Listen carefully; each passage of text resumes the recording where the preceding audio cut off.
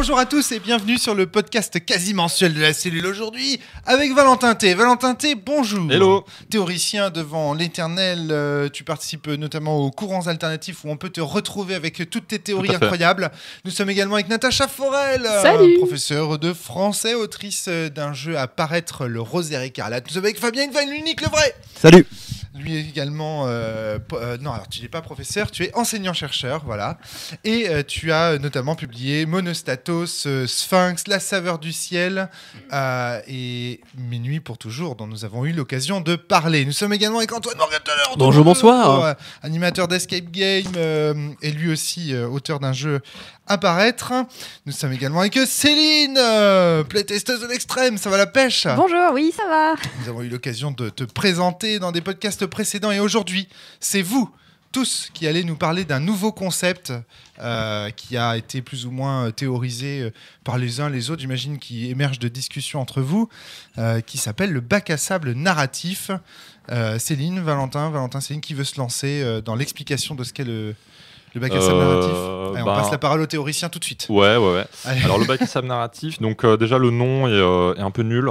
Y a pas, l'idée c'était de trouver un nom pour une certaine forme de jeu.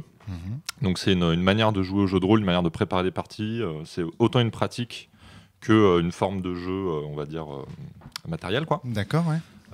Et pourquoi bac à sable narratif? Alors déjà, bac à sable parce que l'idée c'est de mettre en place plein d'éléments, d'éléments de contexte que le joueur ou les joueurs vont pouvoir parcourir librement. Donc il n'y a pas comme ça une trame linéaire, un scénario ou un axe précis. On explore un peu librement les éléments du contexte qu'on a créé. Donc ça, c'est une forme classique, le bac à sable. D'accord, ouais. Là, c'est une définition du bac à sable que tu nous donnes là. Exactement. Et alors, j'ai accolé le terme narratif. Pourquoi? Alors, c'est pas très très bien choisi, mais l'idée, c'est de dire que d'habitude, on fait du bac à sable géographique, c'est-à-dire qu'on propose un lieu comme un pays ou une région, avec des tours abandonnées, des villes, des ruines, des ruines. Aux silencieuses ruines, c'est le nom de OSR, le nom du jeu de Grumf. Par exemple, Oltré, c'est un bac à sable géographique où vraiment il y a une carte, on va explorer beaucoup de choses. Et donc moi j'adore cette forme de jeu parce que ça donne une certaine liberté en fait aux joueurs. Donc on pourra parler de la liberté, ça m'intéresse d'ailleurs. Et donc le terme narratif, pourquoi? Parce qu'en fait, je me suis dit, on peut faire la même chose que ça, mais non pas avec une spatialisation des éléments ludiques. Donc moi, je vois ça un peu comme des Lego, le bac à sable. C'est-à-dire, il y a plein de briques partout, des briques narratives, on pourrait dire. Des posées briques, par terre. Voilà, c'est ça. Et on peut les combiner un peu comme on veut. On peut aller voir telle faction, et du coup, ça va nous aider pour tel problème. Et le meneur de jeu n'a pas forcément prévu du tout ces sortes d'émergences-là. Et c'est justement ça le plaisir de jeu, quoi. C'est de vraiment combiner les éléments et faire émerger quelque chose. Sauf que là, les éléments qu'on va combiner ne sont pas des éléments qui sont disposés géographiquement, mais c'est des éléments qui sont concentrés dans un lieu donné. Et c'est des éléments plus narratifs, par exemple, des personnages non joueurs très riches, des événements comme par exemple une fête qui a été prévue dans cet événement, dans ce lieu qui va devenir. Ça peut être un objectif particulier comme des cours, le fait de suivre des cours, une académie, ce genre de choses. Donc on parlera des différentes formes que ça peut prendre. Mais globalement, l'idée c'est ça, c'est de concentrer des éléments sans donner d'objectif a priori aux joueurs et de laisser le ou les joueurs combiner ça comme ils veulent, de manière à pouvoir faire émerger leurs propres objectifs. Et c'est ça qui est le plus critique pour moi pour définir le bac à sable, et en particulier le bac à sable narratif, c'est de dire, en fait, on ne va pas présupposer des objectifs des personnages. On ne va pas dire, comme dans beaucoup de jeux de rôle, en fait, on ne va pas dire, par exemple, Sens, votre objectif c'est de faire la révolution. Et donc on va jouer ça a priori. On donne avant de commencer la partie les objectifs aux joueurs. Là, on va dire, ok, on vous décrit une situation, voilà comment ça se passe dans ce lieu, voilà ce qu'il y a, on fait quelques scènes. Et vraiment, l'enjeu ici, c'est que les joueurs se dotent de leurs propres objectifs face à ce lieu-là. Et vraiment évoluent selon leurs envies, leurs désirs. Donc ce qui se construit pendant une partie de bac à sable narratif, c'est moins le Lego avec les pièces disposées sur le sol que ce que le personnage... comment le personnage se définit. Voilà, c'est ça. J'essaie de comprendre, parce que il y a en face de toi, il y a l'idée de Canva aussi de Frédéric Sintès. Ouais. Alors Fabien, peut-être tu maîtrises bien ce concept. Moi, j'ai le Canva, c'est Ouais. simplement l'idée que c'est une préparation dans laquelle il y a ce qu'on appelle une relation map, quoi, c'est-à-dire des personnages qui sont reliés par des relations, et chacun des personnages a souvent un problème dramatique qui est lié aux problématiques du jeu ou aux problématiques des personnages joueurs. Et des donc, autres, ça peut être aussi des autres PNJ en fait. Voilà, c'est ça. C'est vraiment très proche de ce qu'on propose dans Dogs en fait. Oui, tout à fait. Chez Fred, il a un peu plus poussé ça en pensant le fait que tu peux avoir par exemple un antagoniste direct. Et en fait, les gens qui vont t'aider, c'est aussi des formes d'antagonisme, parce qu'ils essayent de t'amener vers une certaine manière de voir les choses, ou en tout cas, ils travaillent toujours un enjeu collectif. Dans Demiurge, typiquement, c'est la question de la monstruosité et de l'utilisation de tes pouvoirs ou pas. Tu vois, ce qui est intéressant, c'est que en fonction, donc il y a plusieurs types de bacs à sable. Il y a des bacs à sable dans lesquels ce qu'on laisse traîner, si j'ose dire, c'est des lieux, des décors, etc. Il y a des bacs à sable dans lesquels ce qu'on laisse traîner, c'est des personnages avec des objectifs qui peuvent être antagonistes, comme dans le Canva. Et donc toi, ce serait quoi alors qu'on laisse traîner dans le bac à sable? Alors, je pense que c'est vraiment donc des personnages et des lieux, mais très localisés. Donc, pour donner un exemple tout de suite, en fait, de bac à sable narratif, ça va être plus simple. Ok, ça va être plus simple. Donc, la première forme que j'ai essayé de monter, c'est Demiurge Academy. Donc c'est un fan game de Demiurge où en fait on joue, donc c'est pour un personnage et un joueur, donc je fais une campagne avec Céline de 7 ou 8 parties, où en fait on joue un étudiant Demiurge, donc psychomètre, donc dans le folklore de Demiurge, le jeu. D'accord, ouais. Le psychomètre, c'est quelqu'un qui est capable de lire des souvenirs, lire les émotions, modifier les souvenirs, faire des suggestions par le toucher. Et donc on joue un étudiant qui a peut-être 17 ans et qui va dans une académie où il y a à la fois des démiurges et des humains qui n'ont pas de pouvoir. D'accord. Et on va jouer le quotidien de cet étudiant qui découvre cette académie. Donc qu'est-ce qu'il y a comme objet dans Demiurge Academy avec lesquels on peut jouer? Eh bien, il y a plein de clubs, par exemple. Tu vas avoir un club de musique, tu vas avoir un club de sport, tu vas avoir plein de clubs, mais en fait il y en a beaucoup trop pour que tu puisses tous t'y confronter en fait. Donc tu vas déjà devoir faire des choix. Qu'est-ce qui t'intéresse en tant que joueur? Où est-ce que tu vas aller? Il y a plein de personnages non joueurs, donc il y en a une trentaine, qui ont tous leurs objectifs, leurs envies, leur background tragique. Tu vas avoir des lieux à visiter. Donc il y a les lieux de l'académie, donc il y a une bibliothèque. Dedans, moi j'ai écrit par exemple dans ma préparation pas mal de contenu. Donc si tu t'intéresses à l'histoire du lieu, tu peux. Si tu t'intéresses à ce genre de choses, tu peux. Donc en fait, tu as comme ça pas mal de briques. Et il y a en plus de ça des événements. C'est-à-dire, au bout de la première semaine dans le jeu, il y a une fête qui a lieu. Et donc c'est une fête de l'école, de l'académie, où les gens présentent ce qu'ils veulent. Donc ça peut être donc les PNJ, il y en a qui vont présenter un spectacle de musique, il y en a qui vont présenter le club de randonnée, etc., etc. Donc c'est très inspiré. Donc cette forme-là de bac à sable narratif, Demiurge Academy, est très inspirée des animés tranches de vie. Mais c'est une forme possible de bac à sable narratif et il y en a bien d'autres. Donc Céline, c'est toi qui playteste cette version avec Valentin. Comment tu vis ça de l'intérieur? Est-ce que ça ressemble à un jeu de rôle traditionnel? Est-ce que tu as la sensation qu'il y a quelque chose dans un bac à sable narratif C'est peut-être pas la meilleure question à me poser, parce que du jeu de rôle traditionnel, j'en ai quasiment pas fait. Et donc du coup, c'est ici, ça difficile fait de pas comparer. beaucoup partie de mes expériences. Je dirais que c'est très différent. T'en as fait un peu quand même. J'en ai fait un petit peu, vraiment pas beaucoup. Alors déjà, en termes de temps, on a joué une partie, une journée, à chaque fois. Donc en fait, au bout de 8 parties, j'avais vécu 8 jours à l'académie. Ensuite, Valentin parlait de la liberté. C'est en fait finalement un espace assez contraint parce que je suis étudiante à l'académie, donc nécessairement je vais avoir mon lieu dans le dortoir où je dois dormir, je vais avoir les cours dans la journée. En fait, en termes d'emploi du temps, finalement, je peux pas faire n'importe quoi. Par contre, à l'intérieur de cet emploi du temps, j'ai énormément de liberté. Alors, je pouvais choisir les cours où je voulais aller. J'avais à chaque fois 2 cours où je pouvais choisir en parallèle celui que je voulais prendre. Et ensuite, je choisis le midi qui je vais voir, qui est-ce que je fais. Donc tous les personnages sont des possibilités d'interaction, les clubs également, et j'ai bien senti à chaque fois qu'il y avait une possibilité pour moi d'intégration dans tous les éléments avec lesquels j'interagissais. Dans le groupe de musique, il y avait potentiellement la place de, je sais plus, batteuse qui était disponible. Dans le groupe de randonnée, ils auraient été très contents que je vienne. Il y avait la personne qui organisait la fête qui avait l'air d'être complètement submergée, donc j'aurais pu m'ajouter à elle pour l'aider à l'organiser. Donc à chaque fois, je sentais qu'il y avait de la place pour moi pour apporter des éléments. Et en fait, j'ai pas suivi ces accroches-là et j'ai dit ah ben non, moi je veux créer un autre club. Je voudrais créer le club de botanique. D'accord. Et ça n'a pas posé de problème, c'est-à-dire que c'était complètement possible. Et du coup, ça a été très bien. Comment je mets en place un club, comment je fais pour y inviter des gens. Il faut que je trouve un professeur référent, que j'aille chercher du matériel, des choses comme ça. Mais il y avait un jardin en friche dans l'académie. Et donc, moi, c'était ça que j'avais envie d'aller explorer à ce moment-là. D'accord. Donc, il y a un côté très permissif du bac à sable narratif, si je comprends bien.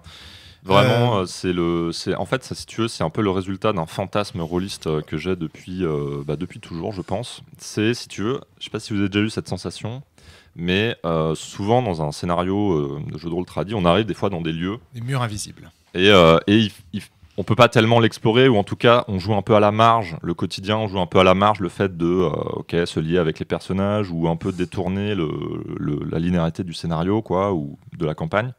Et en fait, moi, l'idée de me dire, mais non, mais on peut juste arrêter de jouer le scénar.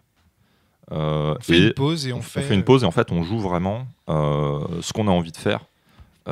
Et donc là, c'est vraiment cette catégorie de on se donne nos objectifs après avoir commencé la partie, et non pas avant. C'est-à-dire, on arrive dans un lieu et là, à ce moment-là, on se dit, qu'est-ce qui me motive ? Donc l'idée derrière, c'est de faire un jeu qui accroche le joueur au maximum. Parce qu'en fait, il va pouvoir se déterminer lui-même ce qui l'intéresse à partir du moment où on a commencé à jouer. Donc moi, quand je prépare le bac à sable, donc la préparation est très dense, je mets plein de petites accroches, plein de ce que j'appelle des micro-problèmes.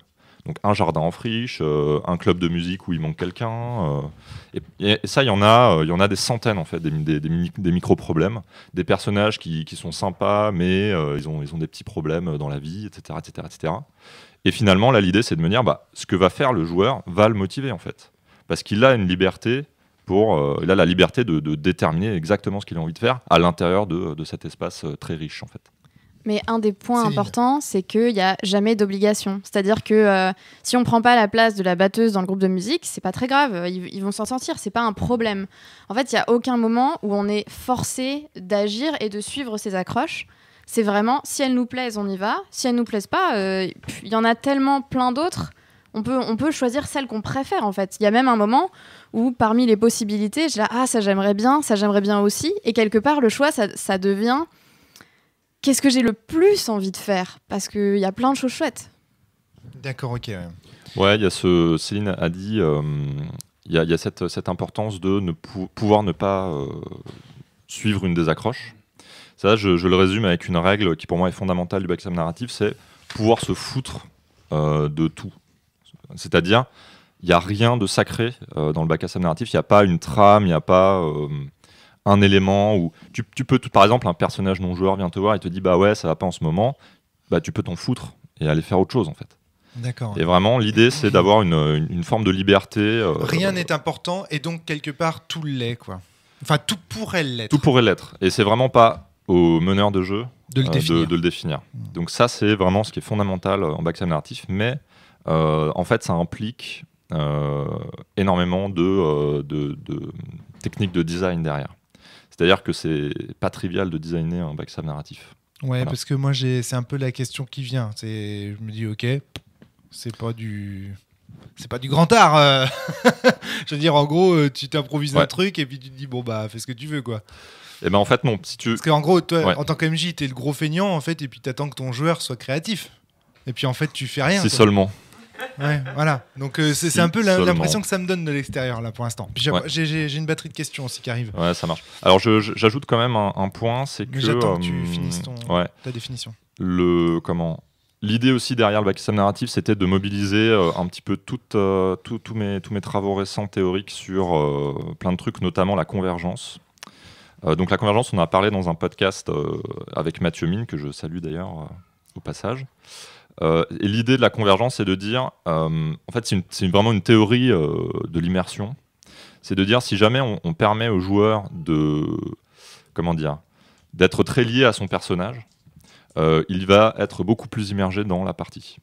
Et donc la convergence, ça va être par exemple, on va laisser les dialogues, on va les faire en roleplay directement. On va pas faire des jets, par exemple, de persuasion. Donc globalement, dès que Céline interagit avec un PNJ, on roleplay. Ça, c'est de la convergence. C'est-à-dire ce que je dis, ce que je prononce comme parole, c'est ce que prononce mon PNJ, et inversement pour Céline.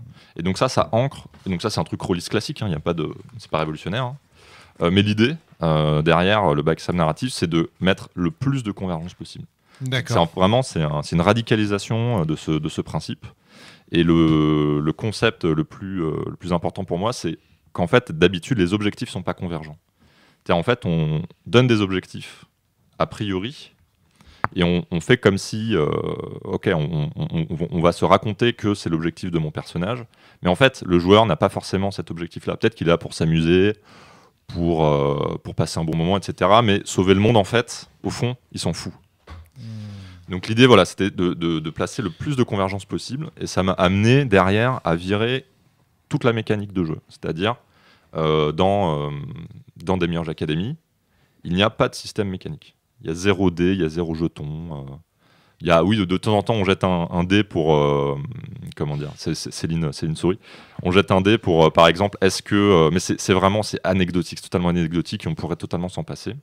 Donc en fait, c'est un jeu dans lequel le design, la méthodologie de design est uniquement du design par univers de jeu. C'est-à-dire qu'en fait, toutes les règles qui sont importantes pour créer des dynamiques intéressantes, c'est des objets fictionnels qui sont placés pas arbitrairement, qui ont une certaine structure, et je vais pouvoir détailler tout ça. Mais je te laisse poser tes questions avant ça. Non, j'essaye d'encaisser un peu le truc. Donc en fait, il faudrait que... Mais alors attends, parce qu'il y a 2 joueurs dans le jeu de rôle narratif. Dans le jeu de rôle narratif. C'est une forme de jeu. Tu peux y jouer meneur. Et toi, alors, tes objectifs, ils sont convergents? Alors non, c'est ça. Alors le meneur de jeu est au service du ou des joueurs. D'accord, ouais. Et l'objectif de convergence est centré autour. Mais alors, ce qui est intéressant, c'est qu'il y a des effets émergents très forts. Dans le sens où, et ça on s'en est rendu compte avec Simon, Manon Lee, qui sont en train aussi de designer un bac à sable narratif en ce moment, qui s'appelle Les Trois Royaumes, c'est qu'en fait, vu que le meneur n'a pas d'objectif en termes de je veux pousser le joueur dans une direction, ou je veux l'inviter à se confronter à certains problèmes, etc., en fait tu peux jouer de manière très... comment expliquer très naturaliste. Je ne sais pas si tu veux intervenir. Oui, c'est partie des choses. Je joue à la campagne des Trois Royaumes avec Manon et Simon Lee, et justement, ils ont commencé à se rendre compte de plus en plus que dans leur rôle de MJ, l'essentiel de ce qu'ils ont à faire, c'est juste jouer les PNJ en cohérence donc possible et en convergence. En fait, il y a beaucoup de situations où juste ils passent la scène entière comme les joueurs à jouer le PNJ sans aucun agenda derrière, juste en tant que possible. Et après, ils switchent de PNJ souvent, mais ils sont très souvent en fait aussi en convergence avec des personnages, parce que les personnages ont été créés à la préparation de façon riche, etc. Et en fait, eux aussi, au final, ont souvent, même s'ils sont au service des joueurs, trouvent aussi beaucoup de convergence et de plaisir de ce type-là dans cette structure de jeu. Okay. Fabien, tu voulais intervenir ? Oui, en fait, peut-être pour clarifier un peu le bac à sable narratif, ou en tout cas moi l'expérience que j'en ai eue, c'est que la question c'est qu'est-ce qui fait système au sens The Forge, c'est-à-dire qu'est-ce qui fait avancer l'histoire. Dans une pratique dite traditionnelle, tu as un scénario et des jets de dés qui, combinés ensemble, permettent de déterminer quelles sont les actions qui fonctionnent et qui ne fonctionnent pas, dans quelle direction on va, quels sont les enjeux. Dans le bac à sable narratif, je pense qu'il est très important de comprendre, c'est que ce qui fait avancer l'histoire, c'est les envies du joueur et de son personnage, les choix du joueur et de son personnage. C'est-à-dire, c'est important de dire aussi que ça peut se rapprocher des dating games. Je crois on l'a pas dit tout à l'heure. Un des enjeux des dating games, c'est quoi un dating game ? C'est des jeux vidéo dans lesquels tu dragues des gens, des personnages virtuels, quoi. Tu vois. D'accord, ok. À travers où en général tu as des arbres de conversation, et si tu réponds les bons trucs, tu finis au pied avec la personne, quoi. Et un des enjeux des dating games, c'est vers qui tu vas, tu vois. parce que tu peux pas aller vers n'importe qui. Il y a un peu la même chose dans le bac à sable narratif, c'est-à-dire tu as eu un choix gigantesque de possibilités. Ce qui fait histoire, c'est tes envies et tes choix. Qu'est-ce que tu privilégies, vers qui tu vas plutôt que... Et ça fait système. Et ça, c'est très, très important. Et une fois que tu as compris ça, en fait, tu as compris pourquoi tu n'as pas besoin de dés, pourquoi tu n'as pas besoin de scénario. J'ai plusieurs questions. La première, c'est est-ce que ça peut se jouer à plus de 1 ? Parce que est-ce qu'on peut faire converger deux objectifs de deux personnages, sachant qu'il y a 2 joueurs différents dont les objectifs peuvent diverger, qui sont ensemble ? Ça, c'est ma première question. Vas-y, du coup, on peut traiter cette question. Pour le coup, dans les 3 royaumes, c'est complètement le cas, parce qu'on est avec 2 MJ, parce qu'avec Manon et Simon Lee, parfois avec 2 MJ, parfois ils se relaient d'une séance à l'autre, mais on est aussi avec 2 joueurs. Et du coup, on a... Alors, c'était une des questions qu'on avait au début, Valentin se demandait 2 joueurs beaucoup, en plus de toi, ou vous êtes 2 joueurs ? Non, toi, moi, avec on est un 2 autre. joueurs en tout, ouais. Donc, et ça pose, alors ça a posé plein de questions au début du truc. Ce Valentin souvent se demandait si jamais c'était pas un élément qui allait nuire à la convergence. Ouais. Peut-être que c'est le cas, mais en tout cas, en fait, ce qui est intéressant, c'est que Valentin va vous présenter après un peu une recette de cuisine du bac à sable narratif radical, celui qui maximise la convergence. Mais ce qui est intéressant, c'est que typiquement, nous, ce qu'on fait dans les 3 royaumes, c'est qu'on part un peu de cette formule de cuisine radicale, et à plein de moments, on se dit, est-ce qu'il y a pas des moments où on veut finalement sacrifier un peu de convergence peut-être pour ramener autre chose qui nous intéresse aussi. Et typiquement, jouer à 2 joueurs, c'était un risque à ce niveau-là, mais qui en fait apporte d'autres choses très intéressantes et pour le moment ne nous pose pas de problème. Donc c'est en tout cas bel et bien possible. Peut-être qu'il faut prendre des dispositifs particuliers. Peut-être qu'à 3 joueurs ou 4 joueurs, là, ça devient vraiment compliqué.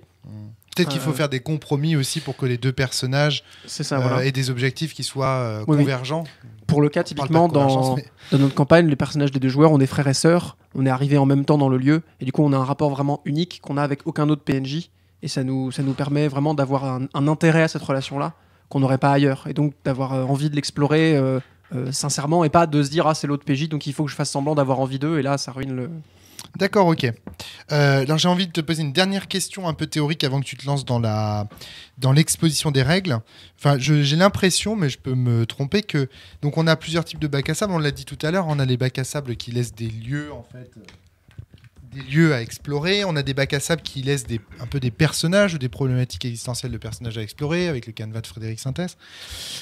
Est-ce que tu dirais pas, ou est-ce qu'on n'a pas l'impression que ce type de bac à sable, c'est plutôt, dans le fond, c'est des objets à se lier qui sont présentés. C'est-à-dire en fait que quelque part en fait ce que tu dois faire en tant que personnage, c'est nouer des relations avec des objets dans ce monde laissé là sans âme pour le penser, et que toi en fait quelque part tu joues cette âme qui arrive, cet individu qui arrive dans ce monde, qui va choisir à qui se lier, à qui ne pas se lier.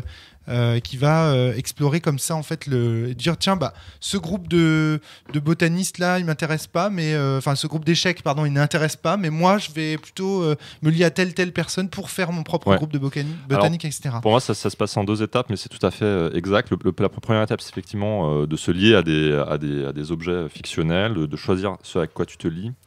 Et la deuxième étape, c'est l'émergence issue de la manière dont tu t'es lié à tous ces éléments. Voilà, donc par exemple, tu vas pouvoir te lier avec un personnage, puis un autre, et au final, va y avoir par exemple, dans la partie qu'on a jouée avec Céline, ce qui a émergé en fait, c'est qu'elle s'est liée avec des gens qui se sont du coup un peu liés ensemble, s'est lié un peu avec le groupe de musique, et donc ça nous a amené à faire toute une partie pendant le week-end, où ce groupe-là finalement a décidé de partir en week-end sur une petite île pour faire du camping.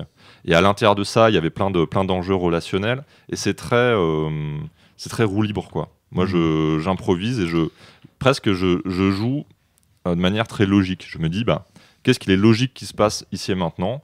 Je joue mes personnages, et je ne sais pas du tout quels sont les objectifs de Céline, en plus, quand je joue à Demi-Ange Academy. Je ne sais pas ce qu'elle veut, en fait. Je joue naturellement, et on voit où ça nous mène. Et même des fois, il y a vraiment Céline qui veut persuader un personnage de faire quelque chose. Mais moi, Valentin, je ne sais pas qu'elle essaye de le faire, en fait. Moi, je joue mon personnage naturellement, et elle va finir par me persuader. Et à la fin, on peut éventuellement débriefer et dire « Ah, je suis content d'avoir réussi à lui faire comprendre que ceci, cela, ou à l'amener à penser ça. » Et moi, je suis « Ah ouais, t'as raison, t'as réussi à me persuader. » Et c'est vraiment l'émergence, après, qui, par la combinaison de tout ça, produit des scènes qui sont en général assez forte émotionnellement. Fabien, tu voulais intervenir ou... Oui, il y a un truc qui moi me frappe aussi dans ce que tu m'as décrit sur ta manière de créer les choses, c'est l'importance du drame. C'est-à-dire que chaque personnage, il est porteur de... Non, pas forcément. Ouais, alors ça, c'est la touche Valentin T. Okay. En fait, non, c'est pas nécessaire. Sur Demiurge Academy précisément, en tout cas, il y a quand même un enjeu fondamental que tu as passé sous silence jusque-là. Ouais, quoi. mais ça, c'est parce que c'est pas consubstantiel au bac à sable narratif. Ok, ça marche. C'est un type de bac à sable narratif. Alors, après, dans Demiurge Academy, la grosse dynamique, c'est quoi ? Donc, l'idée aussi, c'est que si le joueur peut choisir ses propres objectifs, il va se lier émotionnellement beaucoup plus fortement aux éléments avec lesquels il entre. C'est le temps passé pour sa rose qui fait qu'elle est importante. Alors le temps passé, c'est une chose, mais il faut aussi passer du bon temps. Et donc, si par exemple on propose des personnages et on les impose, ça peut être simplement laborieux et tu vas me refaire l'équation de Maxime, là, attachement égale temps multiplié par émotion. Mais je rajouterai un terme quand même à cette équation, c'est aussi le choix en fait, le choix de ce à quoi tu te lies. Oui, bien sûr. Et ce qui fait du sens pour toi en termes notamment là de personnages. Donc du coup l'idée c'était de me dire bien on va laisser cette convergence permettre de construire des liens qui sont très très forts, qui sont très organiques. Et la touche que j'ajoute dans Demiurge Academy, c'est qu'en fait tous ces PNJ ont des histoires un petit peu tragiques, des backstories un peu dramatiques qu'on découvre vraiment au bout de... alors là nous ça a pris 8 parties pour... Après, moi, ce que j'aimerais ajouter, c'est que aussi un élément particulier de ce bac à sable narratif-là, c'est l'existence de la démiurgie et notamment de la psychométrie. Et moi, j'ai aussi un axe que je peux complètement explorer, qui est mes pouvoirs de psychomètre.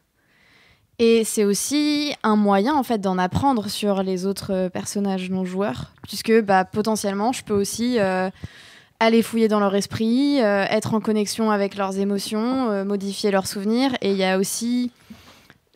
En fait, c'était assez étonnant de voir émerger vraiment les questionnements que Frédéric Sintès voudrait qu'on se pose avec Demiurge dans le bac à sable narratif de Demiurge Academy, où moi j'avais vraiment ces dilemmes-là de j'aimerais bien aider ce personnage, mais est-ce qu'en fait utiliser la psychométrie ça va aller dans le bon sens ou pas ?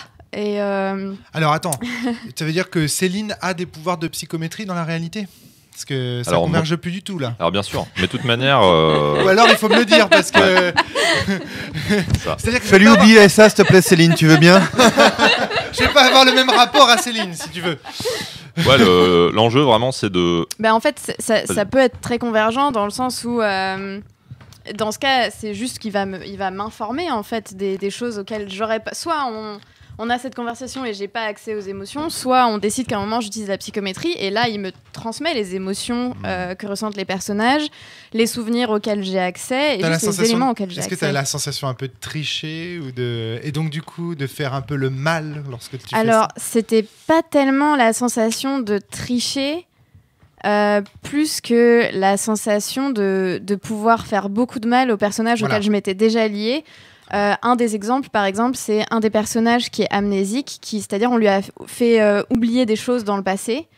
Et la question se pose, est-ce que j'ai envie de l'aider à recouvrer ses souvenirs ? Mais en fait, moi non plus, je ne sais pas c'est quoi les souvenirs. Ouais, et qu'est-ce que ça va donner ? Est-ce que cette personne n'est pas plus heureuse sans les souvenirs qu'avec ces choses qui sont probablement horribles qui lui sont arrivées parce que dans le passé du jeu, on dit qu'il y a de la guerre. Et ça génère plein d'enjeux en plus. Comme Valentin, en plus, n'a pas de scénario préécrit, comme il n'y a pas de prescription sur ce qui va effectivement se passer si tu le fais, la responsabilité qui pèse sur le joueur à ce moment-là est vraiment, à mon avis, doit être assez lourde. Ouais, le sentiment de responsabilité, c'est central dans mon expérience aussi. Donc on va revenir souvent dessus. Par rapport à Demiurge... Alors, on parle de Demiurge Academy, on a un peu quitté le champ du bac à sable narratif pour parler d'un bac à sable narratif particulier. Mais je pense que c'est bien de l'explorer comme un exemple pour comprendre comment ça peut se manifester en pratique. Quoi. Mais tu vois, dans Demiurge, par exemple, le drame vient à toi. C'est-à-dire, il y a vraiment cette grosse différence pour moi entre les deux. C'est que dans un canevas, tu vas pouvoir évoluer, etc. Puis à un moment donné, il y a un PNJ qui va venir te voir et qui va te dire « Écoute, là, il faut qu'on fasse quelque chose, il faut qu'on résolve un problème. » Donc je sais pas ce que tu en penses, Fabien, par rapport à Demiurge. On t'oblige à te positionner. Et ouais, il y a vraiment une injonction au positionnement dans Demiurge. Ce qui est très bien d'ailleurs. Je pense que Demiurge est excellent pour justement nous pousser à nous poser ces questions-là.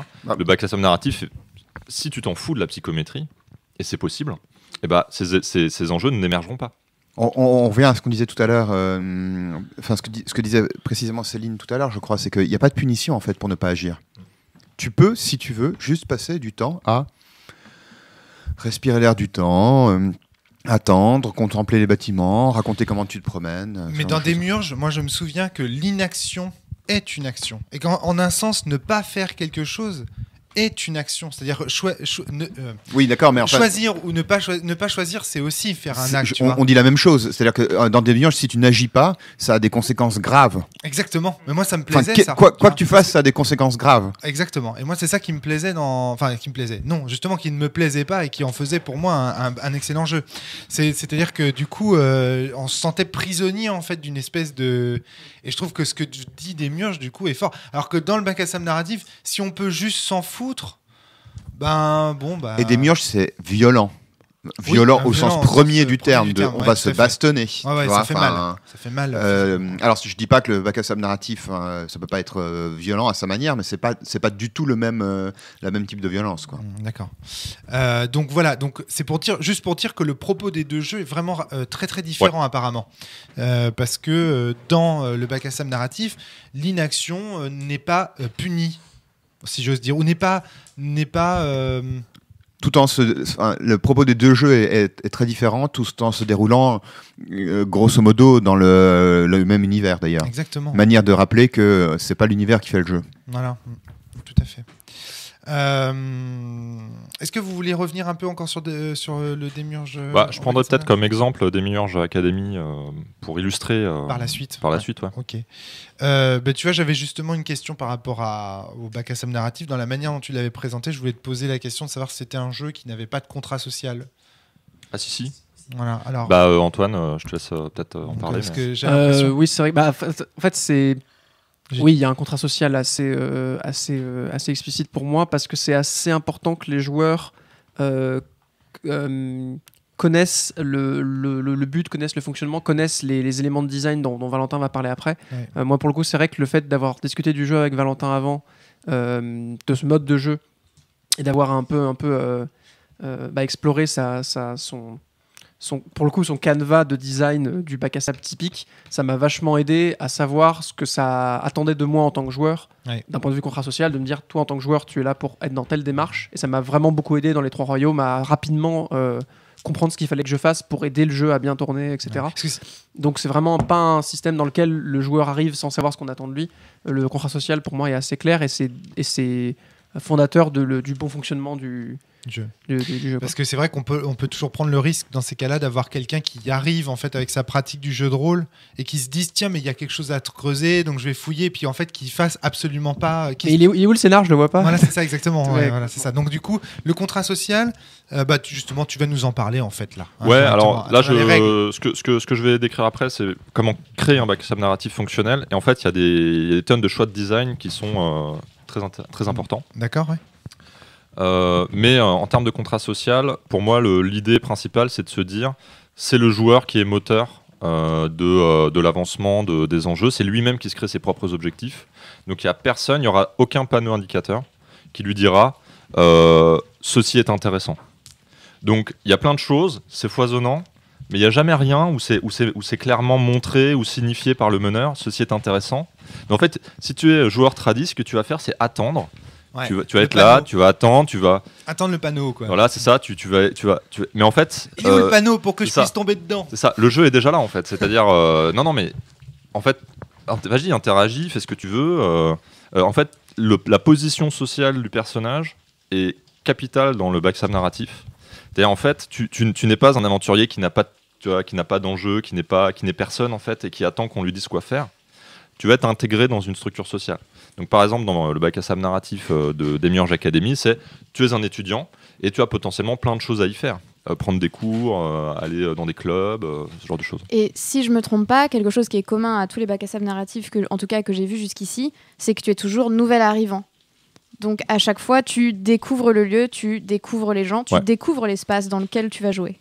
Parce que sinon, tu aurais déjà des relations avec certains objets. Sur le contrat social, il y a une promesse dans le bac à sable narratif, une promesse très forte, c'est que quel que soit l'endroit où tu tires, tu trouveras quelque chose. Ouais. Oui, bien sûr. Tu vois, alors que souvent, c'est vrai que dans les parties tradi, parfois, tu as envie d'aller tirer sur certains trucs. Tu dis, oh, mais machin là-bas, il a l'air cool. Et le MJ te dit, non, mais Il n'y a rien à faire là-bas. c'est pas dans le scénar. Ouais. D'où le fait que la préparation doit être concentrée. C'est-à-dire un lieu assez petit, avec peu de personnages, de manière à ce que tout puisse être préparé quasiment. Enfin, pas tout n'est pas préparé, mais en tout cas, on puisse avoir suffisamment de matière pour, pour que derrière, il y ait quelque chose d'intéressant à trouver. Très bien. Donc, du coup, la recette du backstab narratif et les choix de design. Donc, Antoine a évoqué, ou Céline, je ne sais plus, l'idée qu'on arrive, on est un nouvel arrivant. Donc ça, c'est un choix capital, dans le sens où, effectivement, le premier type de gameplay qu'on a dans le backstab narratif, c'est de l'exploration. Donc on arrive, on est lié à aucun élément, et il y a plein de choses qui se passent, et on sait qu'il y a plein de choses qu'on n'a pas encore vues. Donc on arrive dans l'académie, il y a plein de lieux, on te parle de plein de lieux, on te parle de la bibliothèque, on te parle des jardins, on te parle de personnages, on te parle de clubs, et tu dis bah ok, allons voir, et donc le personnage peut décrire, je vais me renseigner, je vais rencontrer des personnages, je vais me lier d'amitié éventuellement, etc., etc. Donc premier élément capital, c'est ça, c'est un élément de design convergent, puisque le joueur comme le personnage ne connaissent pas les éléments du bac à sable. Et donc c'est le cas dans les Trois Royaumes.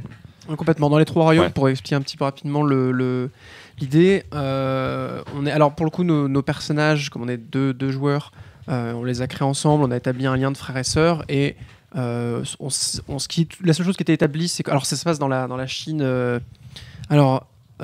Chine antique. Je sais plus si c'est quelque part entre le 6e et 8e siècle. Je sais plus très précis. Je sais plus L'époque là des tout de suite. Wuxia et tout ça, les royaumes combattants. Ouais, alors on est un peu avant ça justement. Enfin, en fait, l'idée c'est qu'il y a potentiellement une grande inspiration historique dans l'ambiance du jeu, mais justement, Marco Polo, comme c'est pas le cœur du truc. Non, maintenant c'est d'être avant Marco dans Polo un- du coup. D'être dans un réalisme historique, c'est vraiment pas l'enjeu central. Il y a un enjeu de réalisme historique que si ça sert la crédibilité de l'univers, mais pas au-delà. Et donc il y a beaucoup de choses je sais pas en quelle année on est précisément, et comme nos personnages s'en fichent. C'est pas un jeu voilà. historique de toute façon, tu vois. Les Trois Royaumes, non. Enfin, si, il y a- C'est pas alors je sais pas en fait, on Ouais. verra, je verrai à long terme avec Manon je et crois qu'il y a un Simon Lee, enjeu de faire découvrir cette partie de l'histoire D'accord. de la ok. Chine quand même. Ouais.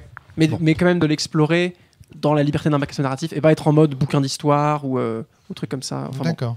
Et donc on est un frère et une sœur d'une famille secondaire d'un clan mineur qui ont 16 ans et 15 et 14 ans.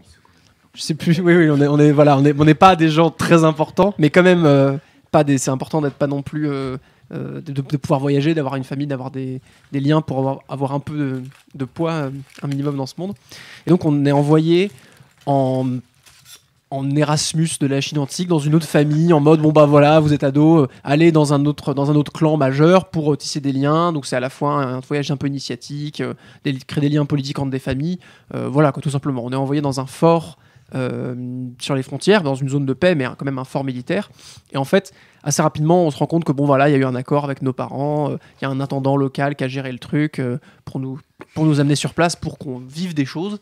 Et en fait, c'était une grosse arnaque. Il n'a pas du tout préparé notre arrivée. C'est un lieu où on n'a rien à faire de spécial. Ils n'ont rien prévu pour nous. Et on se retrouve livré un peu à nous-mêmes avec les gens du fort et du clan majeur sur place qui sont bien embêtés en mode ah merde, c'est quand même un peu l'incident diplomatique. On va essayer quand même d'être sympa avec vous autant qu'on peut. D'accord. Ouais. Mais donc, c'est super intéressant parce que c'est volontairement un contexte où on est laissé très libre à nous-mêmes à cause de ce quiproquo-là. Et du coup, on est un peu en mode bon bah occupons-nous comme on peut. De toute façon, on est là pour quelques mois. Là, avec l'hiver qui arrive, on pourra pas repartir. Et donc, notre bac à sable, c'est ce fort sur les frontières avec tout un tas de personnages. Effectivement, c'est déjà de base préparé en détail. Avant même qu'on arrive, il y avait déjà, j'ai pas compté, mais une bonne trentaine de PNJ vraiment établis, prévus. Et à chaque fois qu'on en rencontre un, on voit et on sent qu'il est déjà pensé, qu'il a une personnalité écrite, etc. Pour vraiment avoir cette crédibilité du monde. Et donc on est ces adolescents qui allons un petit peu nous balader là-dedans, tisser des liens là où on peut. Et voilà, pour le Très setting bien. de base. Et j'ai oublié ta question initiale avant de donner du contexte. Je me rappelle plus bien, non. C'était par rapport à parlais- l'exploration. Tu disais qu'il y Ah avait oui. une dimension exploratoire. Oui, c'est ça. Donc voilà, dans le donc on arrive bien Mais dans là, un on lieu le voit qu'on ne bien. connaît Tu pas. vois. Enfin, c'est ça, voilà. On ne connaît personne, on va explorer ce lieu. Voilà. Et du coup, tout comme nos personnages, les joueurs découvrent ce lieu-là, découvrent les personnages, donc ça correspond au premier critère. Donc j'en profite pour dire tout de suite que ça, c'est du design fictionnel, on va dire. C'est-à-dire que là, il y a une règle qui pour moi une règle de construction de scénario ou de construction d'univers, comme tu veux, où on dit les personnages doivent arriver dans une nouvelle situation qui est inconnue a priori, de manière à ce que ça produise la possibilité d'un gameplay d'exploration. Donc c'est vraiment... Donc là, on pourrait designer les mécaniques de jeu, ce que je me refuse à faire dans le backstab narratif. Là, je dis, ok, on va construire une situation fictionnelle qui a cette tête-là, parce que ça va produire en termes de gameplay de l'exploration.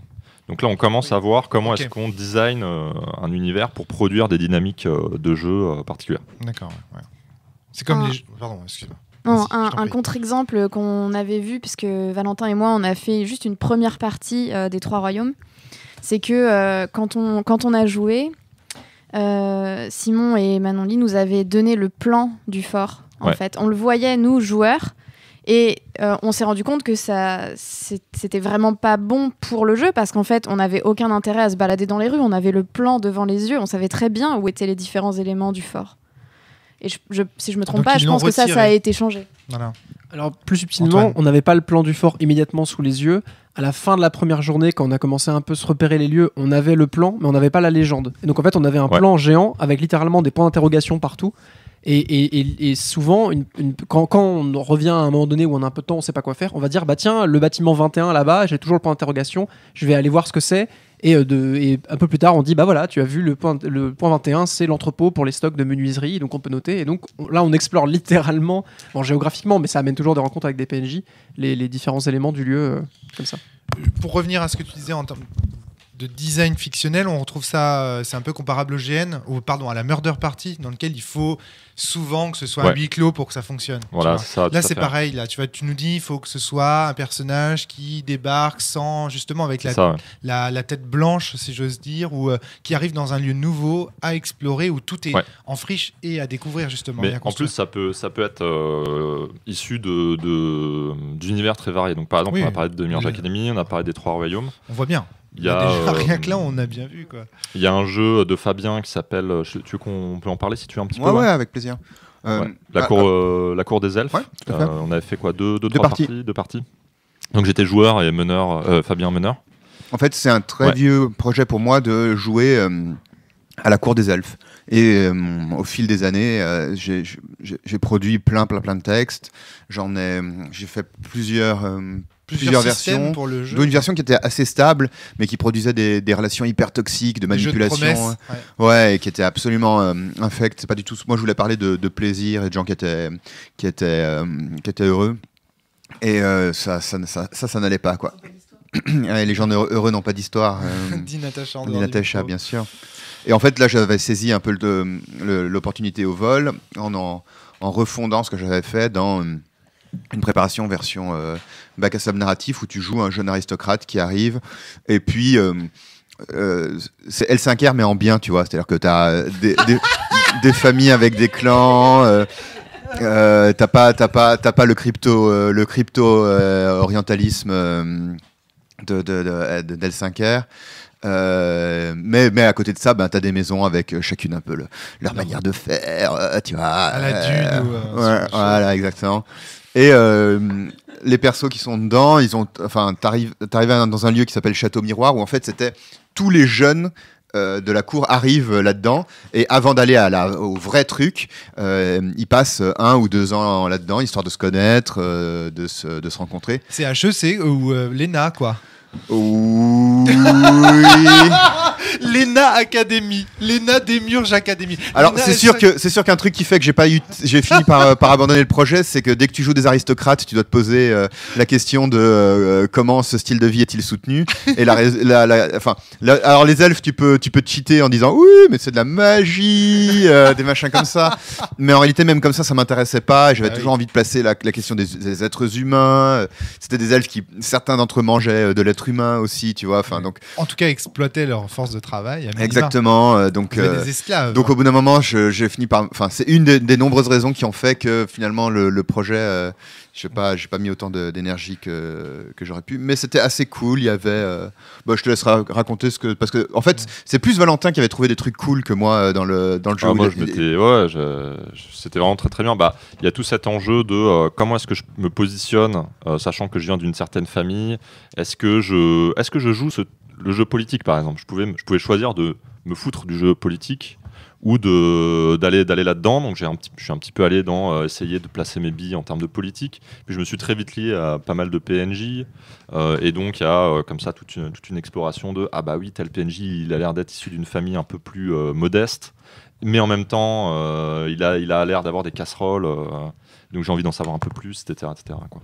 Il y avait aussi, tu avais dit aussi qu'un truc qui te plaisait bien, c'est de faire Karl Lagerfeld RPG. Quoi. Ah oui, ça c'était trop bien. Ouais, parce qu'en fait, ça. alors en fait, ça c'était très émergent du coup, mais en fait, je me suis dit on est tous des elfes bourgeois, donc on a plein d'argent. Des aristocrates. S'il te plaît. Il y a une différence entre un bourgeois et un aristocrate. Excuse-moi. Je suis bien d'accord. Et donc je me suis dit très bien, je dois avoir une garde-robe très fournie.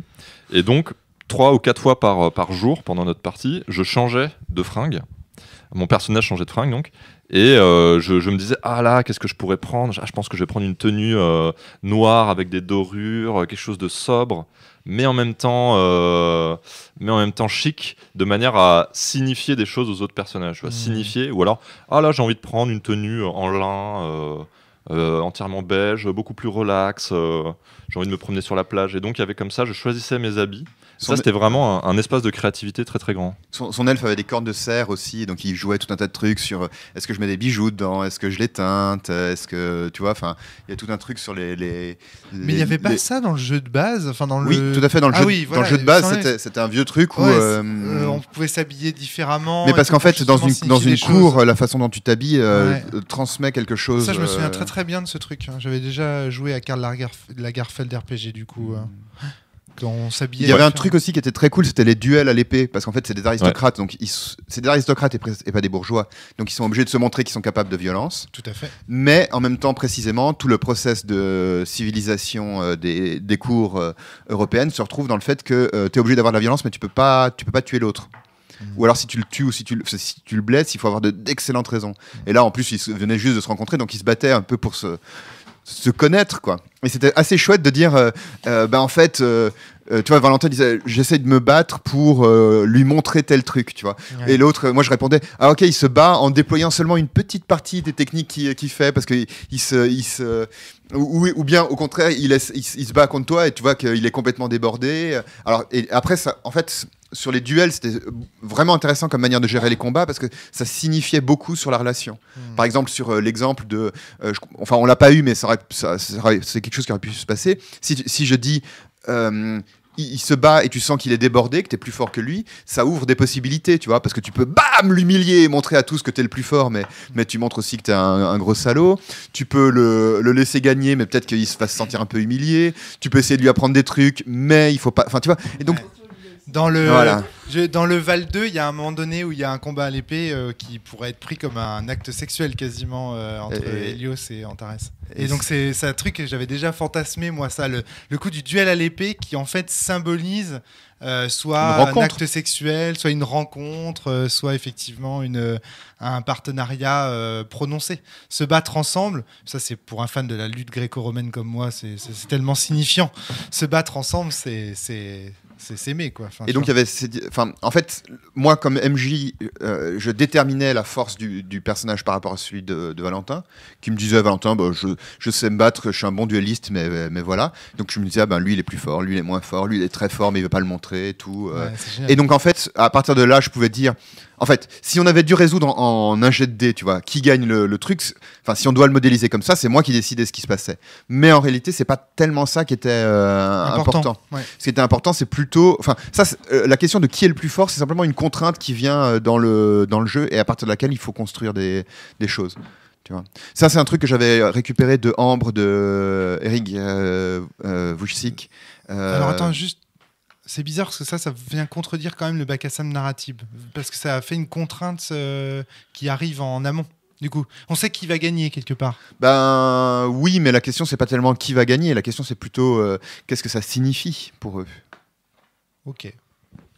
Je voudrais juste dire, il y a un truc qui avait peut-être pas été dit de manière aussi suffisamment claire dans la création des bacs à sable narratifs, c'est que d'une part le bac à sable narratif, ça demande énormément de travail. Ça, on l'a peut-être pas assez mis l'accent, mais j'ai vu, alors que Valentin d'habitude n'est pas quelqu'un qui produit des quantités, il est plutôt ciblé, quoi. C'est du genre, tac, je fais un jeu, ça prend en fait, je fais 3 phrases. Je veux pas bosser pour rien, c'est-à-dire je veux faire vraiment ce qui est nécessaire. Et là, je l'ai vu bosser, mais longtemps, vraiment longtemps sur son truc. Et moi, une des raisons pour lesquelles j'ai arrêté mon histoire de cours des elfes, c'est aussi parce que j'avais pas envie de me taper tout ce même travail. Et il y a énormément de travail en sachant que les joueurs vont jamais tout aller voir. C'est-à-dire la grosse majorité du travail ne sera pas utilisée par le joueur. Donc en fait, pour Valentin qui dit je veux pas bosser pour rien, il y a énormément de travail pour rien, puisque je peux pas aller partout et tout faire. Oui, en fait, c'est vraiment très important. C'est-à-dire que si jamais tout ce que je crée a pour objectif d'être exploré, mais voilà, c'est que la règle de tu peux te foutre de certains trucs vient d'être violée, nécessairement. Donc il faut que 90% de ce qui a été préparé ne soit pas exploré. Si c'est pas le cas, c'est qu'il y a un problème en fait dans le bac à sable narratif. Donc il faut que ce soit une profusion d'éléments très riches. Mais ça, tu vois, les rôlistes, je me dis, quand tu vois la profusion en termes d'écriture d'univers de jeu, etc., c'est des choses qui sont en fait très plaisantes à faire. Enfin, ça peut être quelque chose de très plaisant. C'est-à-dire si on aime écrire, si on est plus quelqu'un qui aime écrire... Oui, puis ça poussera la personne à refaire son bac à sable narratif, en fait, en réalité. Aussi, oui. C'est-à-dire qu'il se dira, merde, dans cette partie-là, ils n'ont pas du tout exploré cette dimension-là. C'est pas grave, je vais me trouver d'autres joueurs ou d'autres joueuses qui l'exploreront. Mais on verra, quoi. Parce que du coup, peut-être que... Et l'autre truc, je pense, c'est important de dire que s'il y a une promesse d'une grande liberté dans le bac à sable narratif, la liberté absolue, ça n'existe pas en jeu de rôle. C'est-à-dire que on va pas refaire la vieille promesse du jeu de rôle tradi de dire on peut tout faire. J'avais une question à ce sujet justement. Et notamment Valentin avait dit plusieurs fois qu'il faut penser à des axes de campagne. C'est-à-dire que quand je dis il y a une promesse comme quoi si tu vas dans n'importe quelle direction tu vas trouver des trucs intéressants, c'est vrai.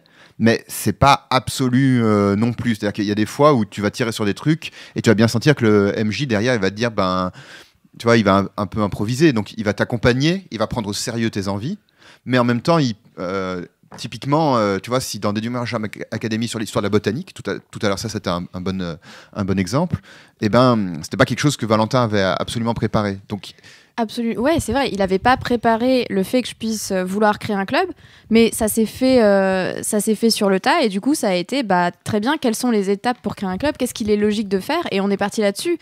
Et c'était hyper intéressant en soi. Sur les 8 jours, je crois que j'en ai passé 2 où j'ai passé pas mal de temps à mettre en place ce club, à essayer de voir si ça pourrait intéresser des gens, si certains voudraient participer et comment je le faisais. C'est-à-dire que quand... Ah oui, excuse-moi. Du coup, quelle est la part d'impro qu'il y a eu là-dessus ? Parce que... Si tu veux, l'idée, c'est que quand moi, j'essaie de construire des univers qui sont très logiques, c'est-à-dire que je peux comprendre comment ils fonctionnent, je comprends les dynamiques à l'intérieur, c'est-à-dire je veux vraiment y croire. Moi, j'ai besoin d'y croire en tant que meneur.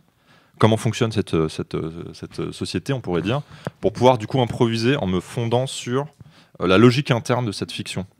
Donc du coup, il y a de l'improvisation, mais en même temps, elle est très facile, puisque je me dis, oui, évidemment, quelque part, pour créer un club, ça devrait se passer comme ça, c'est-à-dire faut aller voir la directrice, avoir une autorisation, avoir du matériel, etc. etc. Après, il y a des règles qui permettent d'improviser dans les trous, mais c'est finalement pas si compliqué que ça. C'est-à-dire que quand il y a beaucoup de choses qui sont quadrillées, quand on va explorer vers un endroit qui n'a pas été encore préparé, très vite on a les ressources pour en quelque sorte, enchaîner, plus le quadrillage est fin, plus c'est facile de le colorier. Voilà. C'est ça qui est bizarre, mais c'est plus facile de colorier une petite case d'1 centimètre sur 1 centimètre que de colorier des grandes cases de 1 mètre par 1 mètre. Et donc, plus son quadrillage au départ et sa grille initiale est fine, et donc a une cohérence interne, ce qui est encore meilleur, et plus c'est facile en fait d'improviser, évidemment. Valentin, donc tu nous as dit que la dimension exploratoire était importante, que c'était une des premières règles. Est-ce que tu as dit que c'était une des premières règles? J'imagine qu'il y en a d'autres, du coup. Tu pourrais les. Alors, c'est pas une règle, c'est un effet de gameplay, quoi. C'est du gameplay, c'est-à-dire première. Excuse-moi, j'ai une sensation qui est que je pense qu'il y a beaucoup de gens qui nous écoutent qui vont avoir la sensation d'avoir fait du bac à sable narratif pendant toute leur vie et toute leur existence rôliste. Je pense qu'il y a beaucoup. Peut-être, ouais. Je prétends pas révolutionner quoi que ce soit. Ce qui m'intéresse, c'est de radicaliser une formule pour pouvoir explorer en fait, si tu veux, quelque chose de... Je vois pas tellement la différence entre ce que les rôlistes appellent un bac à sable, d'une manière générale, et le bac à sable narratif. Il n'y a pas beaucoup de différence. L'idée, c'est plutôt ce sur quoi on met l'accent. Moi, l'idée, c'est de dire, souvent les bacs à sable, ça va être des lieux qui sont géographiquement très éclatés et pas tellement concentrés dans une situation sociale particulière où on va... Mais je suis persuadé que ce que je présente ici, ça a été fait sur beaucoup de tables de rôlistes, en fait. Maintenant, l'idée, c'est de réfléchir en termes de design, comment optimiser cette forme-là. Voilà, en fait. c'est ça. C'est-à-dire que moi, j'aimerais qu'on arrive assez rapidement aux spécificités. Allons-y. Donc, du coup, ce que je prescris pour la construction d'un bac à sable narratif, donc pour faire ça bien, c'est un petit peu comme comment est-ce qu'on peut faire un bon scénario. Si on te donne zéro piste, t'es tout seul, c'est compliqué. Là, je me dis comment tu fais un bon bac à sable narratif. Et c'est ce sur quoi j'ai réfléchi. Tu prends pas le risque de dire un bon bac à sable narratif pour tel jeu? Pour moi, ou ce que j'aime, enfin, ce qui me paraît intéressant pour cette expérience de jeu. Quoi. Ok, le bac à sable narratif Valentin. Voilà, c'est ça. Ok, très bien. Donc du coup, l'idée, c'est de, pour moi, construire ce que j'appelle des axes de campagne. Donc l'idée là maintenant, c'est qu'est-ce que je mets dans mon lieu. Donc on a déjà un lieu assez concentré où il y a un personnage qui va arriver de l'extérieur et qui ne connaît pas ce lieu. Et donc deuxième étape, c'est comment je le remplis. Eh bien l'idée, c'est de le remplir avec plein de petits éléments qui vont être des objets d'exploration. Donc le premier axe de campagne, c'est celui de l'information. L'idée, c'est de choisir des manières dont les personnages peuvent acquérir de l'information au sujet de l'univers. Donc, d'habitude, en jeu de rôle, quand il y a des questions au sujet de l'univers, on va poser la question au meneur. On va dire, mais du coup, qui est le boss ici, par exemple ? C'est qui est le chef Et là, le meneur peut répondre, c'est machin, en supposant que l'information a été transmise d'une manière ou d'une autre. Et bien là, l'idée, c'est à la fois de l'inscrire dans le gameplay, mais aussi dans l'univers de jeu, de dire, en fait, il y a des sources d'informations, et on va définir quelles sont ces sources d'informations. Tu veux savoir qui est le boss ? Va demander au commandant machin, exactement. Ouvre le courrier de machin. Non, ou alors, même pas de prescription. Tu dis rien, en fait. Tu dis rien, tu laisses les gens découvrir et rencontrer. Et donc, du coup, ça va t'amener à te dire, peut-être que tel PNJ, il sait. Donc, on va jouer une scène. Ou par exemple, un personnage va dire excuse-moi, je sais pas très bien qui est aux commandes ici. Et là, le PNJ, avec son individualité, avec ce qu'il est, tu vas commencer donc à créer une relation par le simple fait que tu vas pas transmettre directement les informations au joueur. Donc ça, c'est le premier axe, c'est de se dire mais comment est-ce que je transmets les informations ? Et donc, dans Demiurge Academy, tu as 3 sources principales d'informations. La première, c'est les personnages non joueurs. Donc du coup, si tu veux des informations, il faut te lier avec les personnages non joueurs. La deuxième source, ce sont les cours. Donc très régulièrement, tu as des cours qui t'apprennent l'histoire, la géographie, la philosophie, la théologie de la démiurgie aussi, de ce lieu. Et donc tu vas apprendre pas mal de choses qui va t'ouvrir aussi, te donner peut-être des envies de faire certaines choses. Et la troisième, c'est la bibliothèque. Donc il y a une bibliothèque où tu peux avoir des livres et tu peux dire je vais à la bibliothèque. Et là tu vas rencontrer le bibliothécaire qui est un PNJ et tu vas pouvoir éventuellement rencontrer des gens qui sont fans de livres et tu vas peut-être te lier aussi avec ces gens, ça te donne des idées, etc. Ça c'est le premier axe, c'est comment est-ce qu'on répartit l'information et ça crée du jeu, c'est-à-dire que répartir l'information d'une certaine manière va pousser les joueurs, s'ils ont envie d'avoir des informations, à se lier d'une certaine manière aux objets du monde. Très très bien. Deuxième axe, les relations. Et donc ça, c'est de choisir les occasions qui permettent aux personnages de se lier à des figurants. Ça, c'est pareil. C'est très difficile à improviser, en fait, tous ces éléments, de se dire comment est-ce que je crée quelque chose de très riche qui va être pertinent pour une exploration intéressante. Et donc là, les relations, c'est les occasions diversifiées qui permettent au personnage de se lier à des figurants. Donc là, par exemple, dans Demiurge Academy, on va avoir, il y a des clubs, il y a des cours, il y a des repas.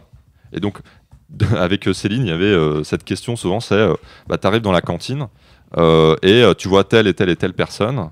Je ne sais pas si tu veux en dire 2 mots, Céline ou pas. Céline, non, ça va. Non. Qu'est-ce qu'il y a ? Non, c'est... Alors... c'est quelque chose qui s'est mis en place au cours de la campagne. Je crois pas qu'on ait commencé dès le début. Après, moi, dès le début, j'ai été voir beaucoup de personnages non joueurs. Ce qui a d'ailleurs fait une première partie qui a été très dense pour nous deux, où on est sortis épuisés d'avoir joué toutes ces relations. Mais sur la fin, c'est vrai que Valentin me disait, bon, il y a machin et bidule qui t'ont invité à manger, avec qui tu vas manger le midi. Il fallait choisir, quoi. C'est-à-dire... Ouais, donc c'est des occasions, quoi. Des occasions comme le repas, comme les clubs, comme les cours, ou même on propose de faire une escapade de nuit. Donc ça, il y a ça aussi, je crois, dans les Trois Royaumes. Donc voilà, des occasions diversifiées de manière à ce que en fait, les PNJ n'attendent pas. Ils sont pas dans l'espace, dans le warp, et on sait pas trop où ce qu'ils font. Ils font des choses, en fait. Et tu peux, de cette manière, nouer des relations. Alors pour préciser un peu là-dessus, en fait, il y a les deux, et c'est ça qui est assez intéressant. Il y a tous des événements, il y a une vie, il y a une autonomie des PNJ qui crée plein d'occasions, mais il y a aussi des moments donnés de temps libre dans lesquels on peut prendre l'initiative de se dire je vais aller voir tel PNJ activement. Donc il y a les deux en fait, et c'est assez cool et assez important cette alternance permanente qu'il y a entre des propositions abondantes mais qu'on peut refuser, et le choix permanent qu'on peut faire de prendre des initiatives ou de ne pas en prendre si on n'en a pas l'énergie ou l'envie ou l'idée ou l'inspiration. Et en fait, du coup, ça aide aussi vraiment à avoir une convergence permanente. C'est-à-dire qu'il y a plein de moments où, en tant que joueur, si on n'a pas d'idée évidente qui nous vient, on dit, là, le personnage se pose, se pose chez lui, fait pas grand-chose, quoi. Et c'est vachement agréable d'alterner ça, ces instants de repos, de pas tout le temps se dire il faut que je choisisse pour qu'il se passe quelque chose, sinon la partie n'avance pas, parce qu'il faudrait maintenir, il y aurait un objectif de rythme ou quoi. Au contraire, on peut 5 fois de suite dire non merci, dans tel événement ça me branche pas, oh là je sais pas trop quoi faire, machin, et la 6e fois où là on va avoir l'idée en mode ah oui je veux vraiment aller lui parler à lui maintenant parce que c'est vraiment important et tout, ça crée une importance et un engagement et un poids qui est très très fort à ce moment-là, et aussi en termes et du point de vue des autres joueurs, MJ ou joueurs, ça va leur communiquer l'importance du choix qu'on fait, l'importance de la relation qui est liée. Et ça fait que tout ce qu'on fait, on rigolait un petit peu sur le choix du déjeuner, mais en fait, dans ce mode de jeu, peu à peu, ce qui est magique, c'est que tous les choix mineurs prennent une importance et une signification super forte en termes d'opportunités, en termes et en fait, il y a une liberté qui est très grande. Mais on ne peut pas faire plusieurs choses en même temps, et donc il y a toujours ce choix de prioriser telle ou telle chose, et comme il y a une logique crédible et que les personnages avancent de leur côté dans leur identité, leurs enjeux, etc., c'est pas genre je vais parler à machin, B j'irai lui parler demain et ça sera pareil. Non, demain il va me dire oh hier soir j'aurais bien aimé te parler aussi, mais t'étais pas là. Donc les choses avancent là-dessus, et c'est assez chouette d'avoir ces deux aspects-là en parallèle. Natacha. Alors j'ai un peu un problème parce que j'ai un peu du mal à formuler ce que je voudrais formuler, et en même temps, et en plus j'ai un peu l'impression de refoncer une porte ouverte. Du coup, j'ai l'impression que dans le contrat social, il faut aussi que tous ces choix soient absolument faisables et conscients.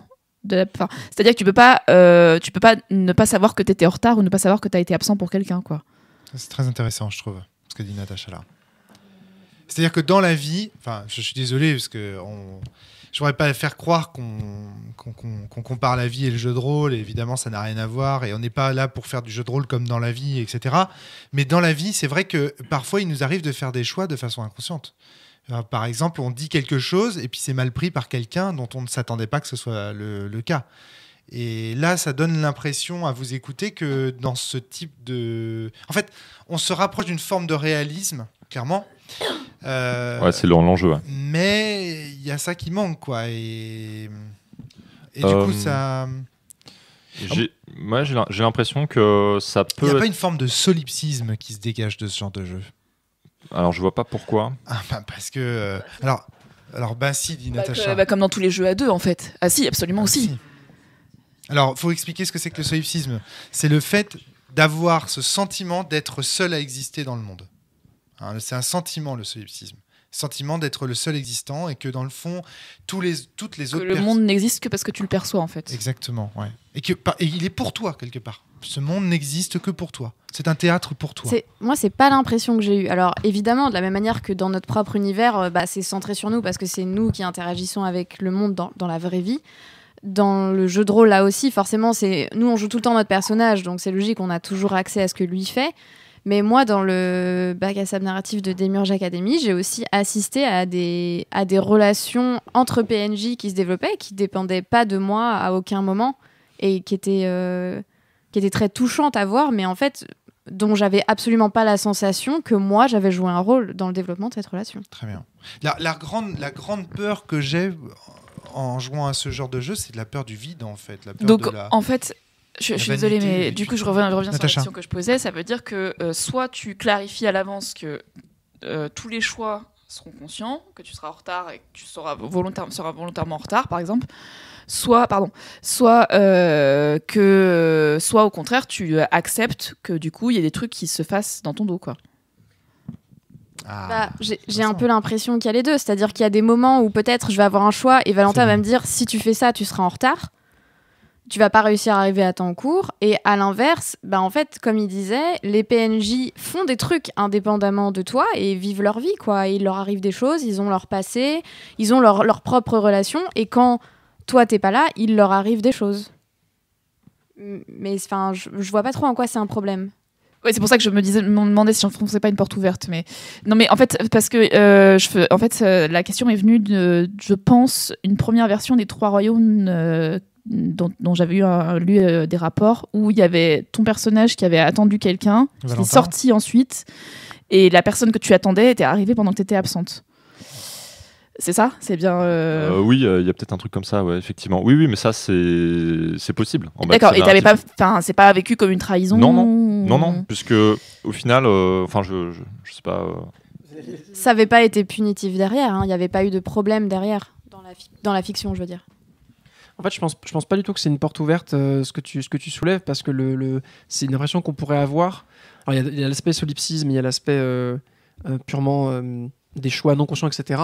Pour le coup, alors c'est peut-être là où on en parlera plus quand on parlera du fait que dans Demiurge Academy comme dans les Trois Royaumes, il y a du drama qui est mis en place, et donc il y a des formes de résistance forte en quelque sorte ou de violence qui nous échappent. Donc on n'est pas tout puissant ou tout va bien, on a des choix difficiles à faire, mais en fait, comme l'enjeu central c'est la crédibilité des personnages et de l'univers, moi au contraire j'ai une alors ça va être difficile à rendre comme ça, mais quand je joue, j'ai un sentiment très très très fort d'existence de l'univers autour de moi, de l'existence de chaque personnage, et vraiment dans ma réflexion je me dis vraiment comment je fais pour aider Dongzhuo à faire face aux responsabilités avec sa famille, comment je fais pour aider ma sœur avec sa relation avec Wingsui, comment je fais pour ça, et je me dis vraiment ces gens existent. Je me dis Dongzhuo là il est en train de partir en couille. Donc ça c'est vraiment l'inverse du solipsisme. Vraiment à fond en fait. Parce que dans le solipsisme il y a l'idée que c'est un théâtre d'illusions. Parce qu'en fait comme il n'y a pas de panneaux indicateurs forts Natacha qui sont plantés pour toi. Je suis désolée, mais alors moi c'est ce que j'appelle la superstition du personnage. C'est comme quand mes élèves essayent de psychologiser les personnages d'un roman en disant oui mais non il peut pas penser ça. En fait, ils pensent que l'auteur a inscrit sur le papier. Je suis désolée, mais tu peux pas y prêter des. Mais casse pas mon rêve, ok. Non, mais je sais, c'est terrible, hein, mais évidemment que c'est une illusion, mais on s'en fiche en fait. Oui, d'accord, mais du coup, ce qui compte, c'est qu'il te dit j'ai le sentiment d'y croire. Et c'est ça, mais dans le, moi, c'est très important pour moi aussi dans le temps où je lis le roman ou dans le temps où je joue dans la partie. Mais il n'empêche que c'est du solipsisme. Oui, bien sûr, mais ce qui compte dans le solipsisme, encore une fois, Natacha, c'est ce sentiment. C'est-à-dire qu'en fait, on est dans un sentiment. C'est-à-dire, le solipsiste, il se sent seul. Voilà le nœud. Alors que là, ce que nous dit Antoine, c'est que dans le bac à sable narratif, il a au contraire le sentiment d'une tangibilité. Et le monde est tangible, ce n'est pas une illusion, ce n'est pas un théâtre. Il est vraiment au centre du truc. Donc, moi, j'ai le même sentiment dans Demiurge Academy. Voilà. Donc, ce sentiment semble quand même être éloigné du sentiment solipsiste. Fabien, je t'en prie. Oui, je voulais répondre deux choses par rapport à ça.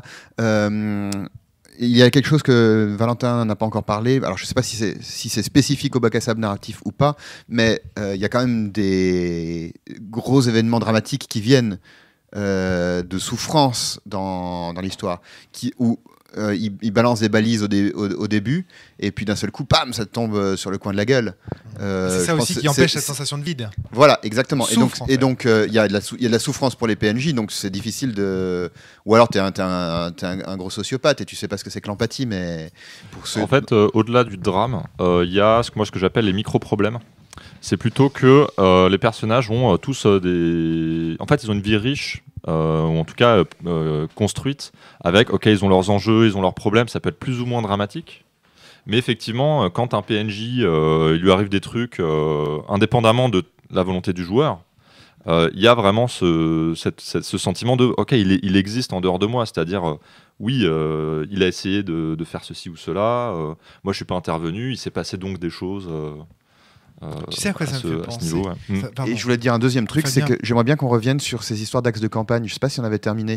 Non. Non, on poursuit là. On est dans les relations, relations interpersonnelles. Ok. On développe. T'inquiète, on va pas perdre le plan de Valentin. Tu sais à quoi ça me fait penser ? Ça me fait penser à cette espèce d'opposition qu'il y a entre les grandes aventures et ça me fait penser en fait à ce Pixar là-haut, où à la fin il y a ce journal où il y a toutes des photos en fait de leur vie de couple et on dit quelle aventure.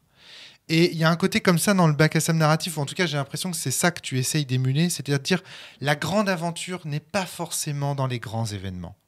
La grande aventure, elle est dans ce petit quotidien, dans ces petits problèmes, dans ces petits instants de la vie en fait, et on va retrouver de l'épique quelque part dans le moment où tu vas dire à la personne je ne vais pas manger avec toi, je vais manger avec toi. Et tu vois, et quelque part, mais oui, mais c'est notre quotidien, ça, c'est l'aventure quotidienne. J'ai l'impression que c'est un peu ça que cet axe donne à mettre en valeur, enfin met en valeur. Ouais, tout à fait. Et là, on est loin du solipsisme, parce que du coup, il n'y a pas un grand monde dont on se sent éloigné. Toutes ces petites actions nous font exister. Et donc, oui, après, j'ai peut-être une vision aussi du solipsisme qui est très étriquée. Je connais peut-être pas encore assez bien la théorie pour... voilà. Mais juste, pour moi, ça reste de la superstition de personnage de les penser en dehors de la partie, en fait. Mais quand t'es dans la partie, oui, je comprends, bien sûr. Heureusement qu'on a besoin de ça. Et alors après, ça me fait aussi penser à Zelda Majora's Mask. Le jeu vidéo sur Nintendo 64 dans lequel on a ces espèces d'agendas de PNJ. Donc, on rappelle Zelda Majora's Mask, c'est un jeu qui se déroule sur 3 jours. 3 jours avant la fin du monde. Et donc là, le monde va se terminer dans 3 jours. Et Link est le seul personnage à pouvoir revenir dans le temps et donc revenir 3 jours en arrière. Et donc, durant ces 3 jours, tous les personnages, en vision un peu déterministe des choses, puisque Link est finalement la seule entité libre dans le jeu, tous ces personnages ont un agenda. Et donc nous, en tant que joueurs, on va perturber finalement l'agenda de ces... Et j'ai la sensation qu'il y a dans le bac à sable narratif quelque chose de cet ordre-là. Et c'est pas un hasard si ça se rapproche du canevas de Frédéric Sintès, parce que Frédéric Sintès est très très influencé par Majora's Mask dans sa création en fait de jeux de rôle. Il y a 2 influences, on va dire, il y a Dogs in the Vineyard et Majora's Mask, qui est à mon avis une influence cachée de Frédéric Sintès, mais qui est et donc justement il y a 2 façons de voir Majora's Mask. Il y a des gens qui sentent un profond désespoir dans Majora's Mask. Et certains disent que le propos de Majora's Mask, c'est la mort.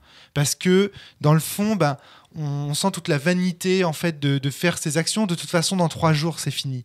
Et puis, à l'inverse, il y a des gens qui, au contraire, disent non, Majora's Mask, au contraire, c'est la force de nos liens, c'est la force de notre impact sur le monde. Et donc, on retrouve une espèce de dialogue entre la liberté et le déterminisme, entre dans ces petits événements, tu vois. Et c'est des tout petits événements, quoi. Dans Majora's Mask, tu vas aider un couple à se marier. Alors ça, c'est le plus grand événement du jeu. Mais il y en a d'autres, c'est tu vas aider un petit garçon à se réconcilier avec les potes avec qui il joue d'habitude dans la cour de récré. Plein de petits trucs comme ça. Et ça rend le jeu mais d'une puissance. Mais c'est-à-dire qu'à travers tous ces petits enjeux du quotidien, aussi parce que c'est la fin du monde. Et là, c'est là qu'on retrouve un grand événement qui vient chapeauter le tout, mais ça rend le jeu extrêmement puissant. Et voilà, je pense qu'il y a un peu de tout ça dans le jeu. Il y a un peu de tout ça, et puis aussi le côté, au niveau des relations avec les PNJ, moi je suis souvent assez frustré par le fait qu'on va pas en profondeur dans les... Traverse. Voilà, on ne fait que traverser. C'est ça. Et en fait, on va avoir des relations très fonctionnelles en fait avec les PNJ, c'est-à-dire il y a un problème, voilà, tu m'apportes ton épée, tu m'apportes ton bouclier. Ah, t'as un problème, ah oui, on va s'associer pour faire ce putsch politique, etc. Mais en fait, la relation est très très peu creusée en profondeur, ce que permet le backstab narratif pour le coup. Et dans la vie, dans la vie, c'est le cas, tu vois. Bien sûr. On a des relations profondes, au sens où elles sont justement détaillées, précises, etc. Et il y a un écueil, en fait, qui est dangereux dans ce truc-là, c'est que parfois la vie, elle peut être ennuyeuse aussi. Parfois, on n'a pas les relations qu'on voudrait avoir, etc. Ouais. Alors, est-ce que le bac à sable narratif, parfois, il est ennuyeux? Alors, pour pallier à ça, moi, l'idée, c'est de choisir un univers qui est différent de la vie quotidienne des joueurs. D'accord. Okay. Donc, du coup, l'idée, c'est de se dire, ok, être étudiant dans une académie où, en fait, il y a des pouvoirs démiurgiques et que ça a plein de conséquences, je fais le pari que ça va être cool et qu'on ne s'ennuiera pas. Okay. Moi, je ne m'ennuie pas du tout en tant que meneur. Après, il faudra demander aux joueurs, est-ce que vous avez ressenti de l'ennui en backstab narratif? Moi, je m'ennuie pas du tout en tant que joueuse sur aucune des parties qu'on a faites. C'est vraiment pas quelque chose que j'ai vécu dans notre campagne. Moi, je demande à y jouer. Pour ma part non plus, pas du tout. Et même en allant plus loin, alors qu'on est deux joueurs et qu'il y a des longues séquences où c'est l'autre joueuse qui explore le bac à sable de son côté avec son personnage, qui, parce qu'on a notre liberté à tous les deux, fait pas les mêmes choix de relations, etc. Pendant longtemps, il y a la moitié des scènes... un peu moins parce qu'on a aussi des scènes à deux, mais il y a la moitié des scènes grosso modo avec elle et où j'écoute juste et où je m'ennuie pas du tout parce que même ça c'est intéressant à suivre, à écouter, notamment pour avoir un aperçu du bac à sable sous un autre angle. En fait, il y a des personnages que mon personnage à moi n'a aucun lien avec, et du coup, à travers le regard du personnage de ma sœur, je les connais un peu quand même, et ça me donne des éléments intéressants pour jouer d'autres choses à côté. Donc non, on s'ennuie pas, même avec même quand on joue pas en fait. T'es d'accord avec ça, Natacha? Je te sens sceptique, moi. J'ai jamais été joueuse en fait. Donc, d'accord, ok. Donc t'es comme moi en fait. Oui, c'est vrai, je viens pour poser des questions et dire de la merde. Tiens, bienvenue dans les micros de la cellule. Moi, c'est ce que je fais depuis 12 saisons. Voilà. Yes. Mais donc, tu vois, pour ne pas s'ennuyer, l'idée c'est que ce soit très riche. L'idée c'est qu'il y ait plein de choses à faire en fait. Sûr, Et donc, ça, mais c'est. Tu vois, t'as un sens particulier du mot richesse. Ouais. Bien sûr, il est dans ce contexte-là, voilà. C'est plein de petits problèmes, plein de petites opportunités. Voilà. Et l'idée aussi, c'est d'éclater tous les panneaux indicateurs, en fait. Ouais. L'axe suivant. Ouais. Oui, on va passer à l'axe. Donc l'axe suivant, c'est la place sociale. Donc l'idée, pour encore, ça, c'est choisir. Donc, Antoine dit, ah oui, c'est vrai, choisir ce qui peut permettre au personnage de se forger une place ou une autre dans la communauté. Donc l'idée, c'est de se dire, ok, vous arrivez, vous êtes nouveau. Et votre place sociale pour l'instant c'est petit nouveau, mais il y a des possibilités de progression. Et donc dans Demiurge Academy, on peut devenir chef de club, on peut devenir premier de la classe, on peut ceci, cela, etc. Donc peut-être dans les Trois Royaumes c'est encore plus fort. En Trois Royaumes c'est vachement présent parce qu'on est dans une société où les enjeux sociaux et la hiérarchie est au cœur de tout, et donc c'est super intéressant d'explorer des relations avec le fils aîné du clan majeur local, et à côté d'explorer une relation avec le gamin orphelin qui s'occupe des chevaux. Et dans le même temps, être dans une position qui peut aller dans beaucoup de directions. C'est pour ça que c'est intéressant que nos personnages soient sont des nobles, quoi, techniquement. Ils sont d'une famille influente, mais une famille secondaire d'un clan mineur qui, là, arrive sur place. Je le précise, mais je trouve ça cool à chaque fois. Et en fait, on est des nobles, mais on est des adolescents. Qui sommes des invités, mais on n'a pas été prévus. Et en fait, notre place sociale, et c'est un des points que Manon et Simon ont vraiment bien conçu, elle est de base inhabituelle. Dans un monde où tout est très cadré, les places sociales, la nôtre est tangente. Et donc, ça nous permet d'avoir une liberté là-dessus, de tenter de pousser un peu les limites à ce niveau-là. Donc, c'est très marrant d'avoir des cas où on se dit non, là, socialement, je peux pas me permettre de faire ça parce que je sais pas ma place. Et en même temps, par moment, on a un peu l'électron libre où on se dit allez, je vais faire ça, ça passe, peut-être. Ouais. Et c'est là un enjeu. Et pourquoi c'est un enjeu et un axe? Parce que ça veut dire que c'est un axe, c'est bel et bien qu'on peut tenter des choses dessus, tenter de le faire changer, de le faire évoluer. Parce que si sa place sociale était définie, alors il nous arriverait des objectifs dans la tronche avant même le début de la partie. Ouais. Donc du coup, il est important que cette place sociale soit flou ou donc, soit fluente. Voilà, et possiblement objet d'enjeu. Liquide. Et en fait, on peut aussi s'en foutre, comme d'habitude. Ou à égalité avec les autres, dans le cadre d'une école, par exemple. Si voilà. une nouvelle arrivant dans une école... Encore aussi... que dans une école, c'est déjà limite parce que tu as un règlement à respecter. Donc t'as presque... Mais c'est pas un des objectifs, un règlement. Oui, mais j'ai l'impression que dans le bac à sable narratif, tu pourrais te dire, fuck le règlement, quoi. Enfin... Oui, tout à fait, en plus, oui, tout à fait. Ce que ne manque pas d'ailleurs de faire Harry et Ron et Hermione. Bon, Hermione un peu moins. Mais ça marche très bien avec la littérature du pensionnat. Hein, tout à fait, Natacha. Valentin. Autre axe intéressant, c'est celui de la vie quotidienne. Et donc je parle de choisir les opportunités pour les personnages, de rendre la vie quotidienne plus agréable. Et donc là, c'est vraiment un terrain de jeu que j'adore quand je construis un backstab narratif. Donc, si je résume, il y a comment est-ce qu'on accède aux informations et quelles sont ces informations, qui sont les PNJ et leurs occupations et ce qu'ils font, la place sociale du personnage est objet d'enjeu et la vie quotidienne. Et là, moi, je me donne à cœur joie. Il y a plein de salles un peu poussiéreuses et en bordel, des jardins un petit peu en friche. Le cuisinier qui est un petit peu surbooké et c'est difficile pour lui. Et donc la fête de l'école où c'est difficile de bien décorer parce qu'il n'y a pas forcément la main d'œuvre, etc., etc. Donc en fait, il y a plein de... Et ça passe dans les descriptions, mais même sans y penser quelque part. Et ça peut donner vraiment... alors ça, c'est le côté le plus intime et le plus bas niveau, j'ai envie de dire, du backstab narratif, dans le sens, c'est des enjeux qui sont vraiment très faibles, vraiment très très faibles. Je vais passer un coup de balai, mais une fois que tu l'as fait, tu peux avoir des opportunités de jeu qui se créent derrière, qui vont donner un jeu intéressant. Je sais pas s'il y en a trop de ça dans les Trois Royaumes. Beaucoup en fait, parce qu'on passe beaucoup... complètement en fait. La maison à réparer. On a passé une des parties récentes. Ça fait comme on est arrivé dans ce fortin sans être vraiment prévu. On nous a logés dans une des 2 maisons libres comme on pouvait. On avait le choix entre une maison qui tient debout mais avec le toit pourri ou une autre avec le toit qui allait bien mais les fenêtres abîmées et des courants d'air. Alors tu préfères. Donc voilà. Et du coup on a choisi celle où il y avait que le toit qui était un peu problématique. Et du coup depuis notre arrivée, c'était vraiment un objectif qu'on s'est fixé de se dire on va aménager notre chez nous, on va l'améliorer et donc on a à un moment donné rassemblé plein de PNJ avec qui on avait créé des liens pour nous donner un coup de main pour passer une après-midi atelier toiture et menuiserie quoi. Juste un point, est-ce que Simon et Manon Lee font toujours leur partie en ligne et ces parties sont-elles toujours disponibles sur YouTube ? Parce qu'à un moment donné, je sais qu'on pouvait avoir accès à leur banque de parties. Je pense pas que je sais pas si. Pour les Trois Royaumes, je crois. Pour les Trois Royaumes, je pense pas. Non, là, on est en. Mais c'était juste pour savoir. Sinon, on aurait pu indiquer. Mais effectivement, à nos auditeurs. on les fait en ligne, notamment parce qu'on a commencé vers la fin du confinement, mais c'est ce qui. Parce que je sais qu'à un moment donné, ils postaient leur partie en ligne sur YouTube. Donc c'est pour ça que je préférais, parce que si on avait pu y avoir accès, ça aurait été une fabuleuse illustration de ce qu'on est en train de vous dire là. Très bien, Valentin, on continue. Et donc dernier axe de campagne. Là, c'est des axes de campagne qui sont spécifiques à l'univers de jeu. Et c'est là où on va pouvoir introduire vraiment des choses qui sont originales et qui vont faire qu'on va vraiment pas s'ennuyer.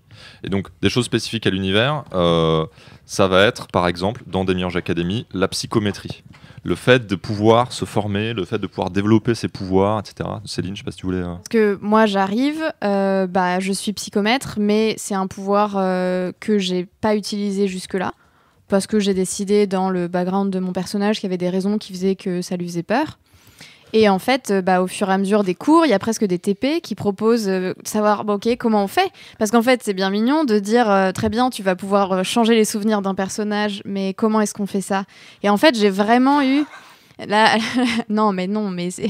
Natacha, ne il faut apprendre à le faire pour savoir comment ne pas causer de dégâts. Non, mais si tu prends une arme à feu, apprends à t'en servir pour ne pas t'en servir. Non, mais c'était aussi maîtrisé. C'était aussi, parfois, je touchais des personnages et quand j'avais des émotions fortes, je leur transmettais des choses malgré moi. C'est aussi apprendre à contrôler ce que je transmets, ce que je reçois des gens, pour pas me retrouver à les espionner malgré moi. En fait, c'est juste que j'imaginais à quoi pourrait ressembler un TP qui manipule les pensées des personnages. C'est-à-dire que vous avez des cobayes sur lesquels vous testez le fait de manipuler leurs pensées. Objectivement, ça s'est passé comme ça, mais il y avait un professeur qui a rétabli tout bien à la merci fin. Romaric, quoi. Et c'est la fan d'Harry Potter qui s'indigne comme ça. Mais alors je l'attendais, je me disais, il y a personne qui va me faire le reproche. J'attendais, voilà. Mais c'était vraiment, c'est-à-dire que Valentin m'a vraiment dit, essaye, décris-moi, dis-moi ce que tu fais, et on a vraiment eu tout un échange où moi je tentais des choses et il m'indiquait ce que ça donnait. Derrière quoi, évidemment il n'y a pas eu de lancer de dés, mais il n'y a pas non plus de très bien, je modifie son souvenir, maintenant il pensera que ça. C'était beaucoup plus subtil que ça et c'était des scènes qui étaient elles-mêmes très intéressantes. En tout cas, c'est sûr que ces spécificités-là vont amener des problématiques. Ouais. Et vraiment une exploration de est-ce que j'ai envie de développer mes pouvoirs, est-ce que j'ai envie d'apprendre une nouvelle arcane démiurgique, donc c'est possible dans Demiurge et aussi du coup dans Demiurge Academy de devenir alchimiste et du coup, ce qui est intéressant, c'est que cette dernière spécificité peut être fantastique. L'univers, par ailleurs, étant tellement crédible et tellement ancré dans le quotidien, elle va avoir une force incroyable. Non, je sais pas pourquoi tu rigoles. Non, je rigole parce que moi, ma spécificité, on va dire, c'est la microbiologie. Et en fait, l'existence de la démiurgie modifie un certain nombre de choses, y compris dans la biologie et dans la microbiologie. Donc, on a eu des petites mises au point avec Valentin pour reparler de choses comme l'évolution en utilisant la démiurgie et pas Darwin pour l'expliquer, par exemple. Des choses comme ça. Oui, mais concrètement, mais en fait, c'est la conséquence. Mais c'est important parce que. C'est très important. Ouais. C'est crucial parce que c'est-à-dire que tout le sentiment de réalité tient autour du fait qu'il y a une logique intrinsèque à l'univers de jeu qui a été constituée, quoi. Ouais. Il faut que tout tienne ensemble pour pouvoir improviser et pour aussi qu'il y ait vraiment cette logique cause-conséquence qui puisse être tenue. C'est-à-dire je sais que si je fais une certaine action, je peux prédire la conséquence de ce que je vais tenter, quoi. Dans le fond, en encourageant comme ça la convergence à travers le bac à sable narratif, c'est la crédibilité que tu pousses à son paroxysme. Exactement, tout à fait. Et donc c'est là où c'est très difficile de s'ennuyer en fait en bac à sable narratif quand en plus tu rajoutes ce côté, et en fait il y a cet univers très crédible, ces personnages qui sont très riches, ces opportunités qui sont nombreuses, et en plus là on peut explorer ce que c'est que la démiurgie à un niveau vraiment quotidien, quoi. Donc c'est ça tout l'enjeu, si tu veux, de ce genre de préparation. Et pour donner un autre exemple de bac à sable narratif d'un ami qui s'appelle Maxime, j'ai envie de le citer parce que vous allez voir que là on parle beaucoup de vie quotidienne, un peu lycée ou je sais pas quoi, mais lui il a fait un jeu qui s'appelle Réinsertion humaine. Donc c'est un jeu cyberpunk qui se déroule à Novostok, donc la nouvelle Vladivostok en 2060 ou 80, où on joue un ancien repris de justice qui arrive dans Novostok, qui est un espion du gouvernement, et qui va espionner ce quartier pauvre pour pouvoir faire des rapports sur l'usage des nouvelles technologies dans Novostok. Donc du coup, on arrive, et en fait, la réinsertion, c'est j'ai été condamné à une peine, on m'a mis en cryogénie, et donc j'arrive avec cet univers cyberpunk que je comprends pas, et donc le gouvernement se dit on va utiliser cet œil un peu ancien, nouveau parce que neuf parce que nous on est dans la technologie, donc ça nous choque plus, mais quelqu'un qui a été donc un criminel et donc qui a été pendant 40 ans cryogénisé, on veut savoir si ce que les gens font c'est vraiment déshumanisant ou pas, quoi. D'accord. Et donc on le met là-dedans, et donc tu dois te lier d'amitié avec tous les gens de ce quartier, avec les actes illégaux, plus ou moins illégaux, et faire des rapports à tes supérieurs hiérarchiques. Et donc tu as tout l'aspect cyberpunk qui nous décale en fait de notre vie quotidienne. Et donc là c'est pareil, il y a des PNJ très riches, des sources d'informations, ta place sociale, donc du coup tu vas essayer de te construire une place sociale dans le quartier parce que tu es sous couverture, mais en fait, c'est comme si tu étais en train d'essayer de te reconstituer une nouvelle vie. La vie quotidienne qui est bien pourrie. Et évidemment, les nouvelles technologies, les transformations biologiques, la cybernétique, etc., qui va, dans le bac à sable narratif, influencer la vie quotidienne. Donc là, c'est du cyberpunk, non pas on va faire un casse d'une méga corpo. C'est on vit la vie quotidienne. On va passer le cyberbalai. C'est ça. Mais tu vois, tu vas avoir par exemple des personnages qui se modifient pour ressembler à des créatures animales parce que elles se sentent pas bien dans leur individualité et leur identité. Et donc, il va falloir faire des rapports et donc se lier avec ces... Alors j'avoue que moi, dans le cyberpunk, le côté héroïque, magique, merveilleux par exemple, de... Shadowrun, merci Natacha. C'est vraiment quelque chose qui me préserve en fait de cet univers. Je ne jouerai jamais à ce jeu, ça me fout les boules. Alors, après, Pardon, excuse-moi Valentin. Après, je ne sais pas si ce dont tu parles, c'est vraiment du cyberpunk en réalité. Parce que le cyberpunk, ça a souvent été théorisé comme high-tech, low-life. Tu vois, ce que tu me décris, c'est pas du low-life, c'est high-tech, high fantasy en fait. C'est une forme de fantasy, tu vois. Je suis d'accord. Un peu comme les gens, un peu comme quand on insiste sur le fait que Star Wars, c'est pas de la science-fiction, tu vois. C'est vrai. Sauf que après les parties de Shadowrun, on avait des discussions très intéressantes sur la réalité. Après nos parties de Shadowrun, on avait ces discussions sur l'usage des nouvelles technologies, etc. Mais j'avoue que c'est pas le jeu qui nous encourage à le faire. Mais le jeu nous donnait l'occasion d'avoir une conversation à ce sujet. Là, un jeu dans lequel le but, c'est de vivre une simulation, c'est-à-dire... moi, tu vois, tu me mets les puces, là, comme dans Existence, et tu me dis, regarde, c'est trop bien, c'est un jeu, tu vas jouer en cyberpunk. Je dis, casse-toi, je veux pas de ta puce, quoi, au secours, j'ai pas envie de vivre dans mais en fait, ça, c'est ce que tu peux faire aussi dans le jeu. C'est-à-dire, en fait, tu peux te positionner complètement vis-à-vis de tout ça. Et d'ailleurs, on te demande de juger, au fond.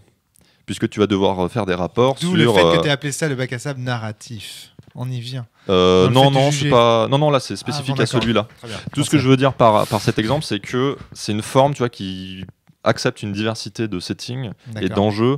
Et donc là, l'exploration de ce quartier pauvre, bien éclaté, punk, cyber, n'a rien à voir avec l'exploration d'un lycée pour adolescents avec des pouvoirs magiques, quoi. Donc c'est un peu... Ce qui est marrant, c'est que cette dernière axe, ça paraît l'axe central, mais non. Enfin... En fait, c'est plus le dernier emballage qui va...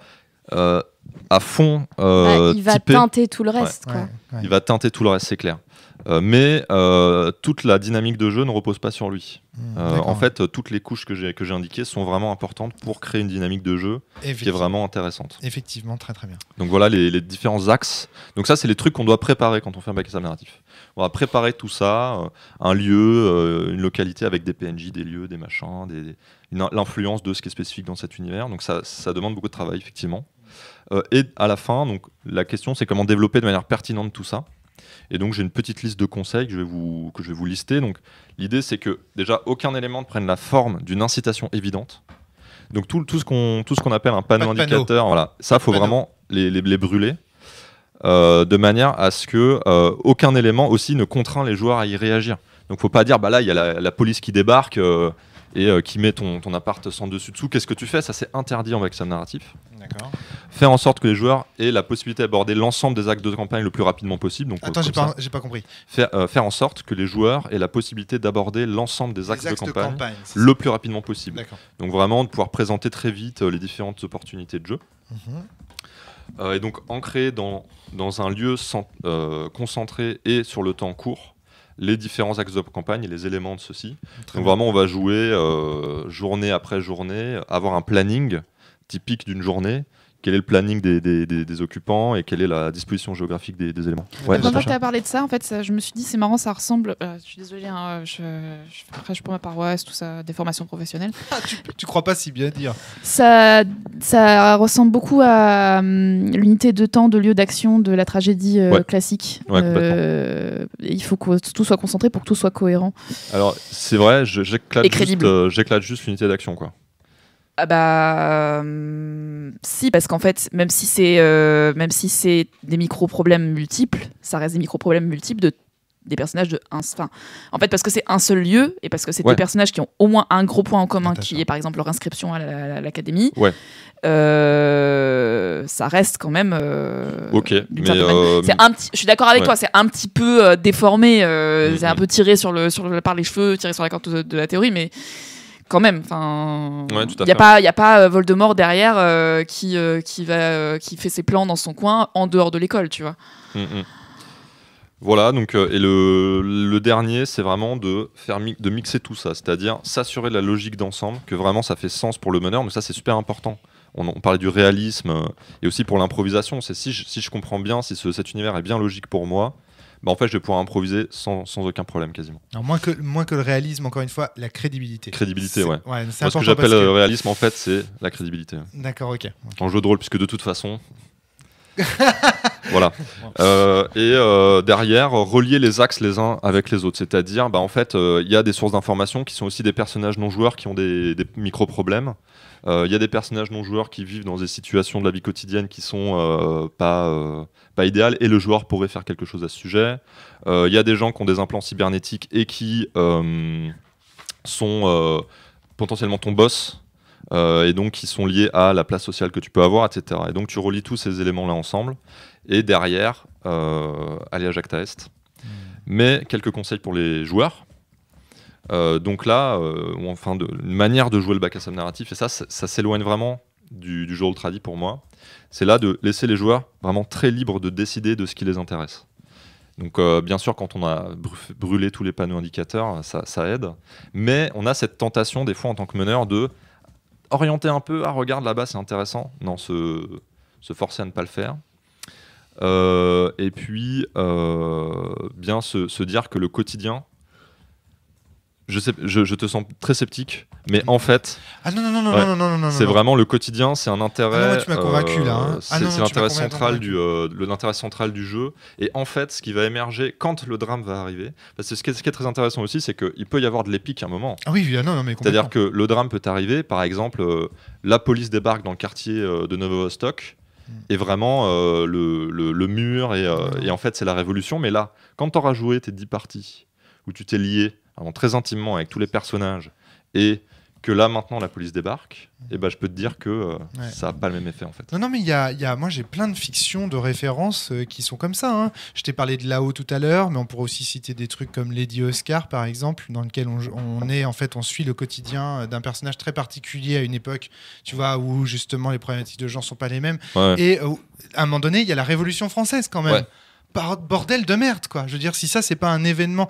Mais tu vois, ce qui est intéressant dans Lady Oscar, c'est que ce sont des personnages du quotidien qui traversent un événement historique et dont la quotidien va être complètement chamboulé par un événement historique. Mais quelque part, c'est pas le jeu, c'est pas de s'il y avait un pardon, j'imagine Lady Oscar en jeu de rôle, mais ce serait pas de jouer la révolution historique à travers des grands personnages, non, ce serait de jouer le quotidien de personnages qui traversent la révolution historique et chacun de leur point de vue. Il y a le palefrenier, il y a la noble dont le genre a été permuté, il y a celui qui est amoureux de la reine, et il y a même la reine Marie-Antoinette. Je suis persuadé que tu peux jouer des héros en fait dans un backstab narratif. Exactement. Tu peux jouer des héros, mais qui ont une influence très importante sur le monde. C'est juste qu'en fait, ça va se faire par étapes. On va vraiment construire d'abord vraiment toute une trame et permettre aux joueurs de se construire leurs objectifs. Ouais, en fait. Exactement. Mais c'est d'autres héros, on dirait des héros du quotidien. Alors non, parce que le héros du quotidien aujourd'hui, c'est devenu de la. Je pense que tu peux jouer X-Men en backstab narratif, c'est ça que je veux dire. Oui, mais tout à fait. C'est-à-dire tu peux jouer X-Men les X-Men qui sauvent le monde. Complètement. Et qui par ailleurs. Incassable. Voilà. Est-ce que Incassable de Shyamalan, c'est pas un peu ça ? Pas vu, mais. C'est pas. Alors moi, je pensais plutôt je me disais que l'univers carcéral, par exemple, pourrait être un décor de backstab narratif intéressant. Ouais, excellent. Alors pourquoi est-ce que en fait, oui, au début, je me disais si c'est pour jouer le quotidien, mais non, parce qu'en fait, ça a un sens tout ça. Il y a un propos derrière. Enfin.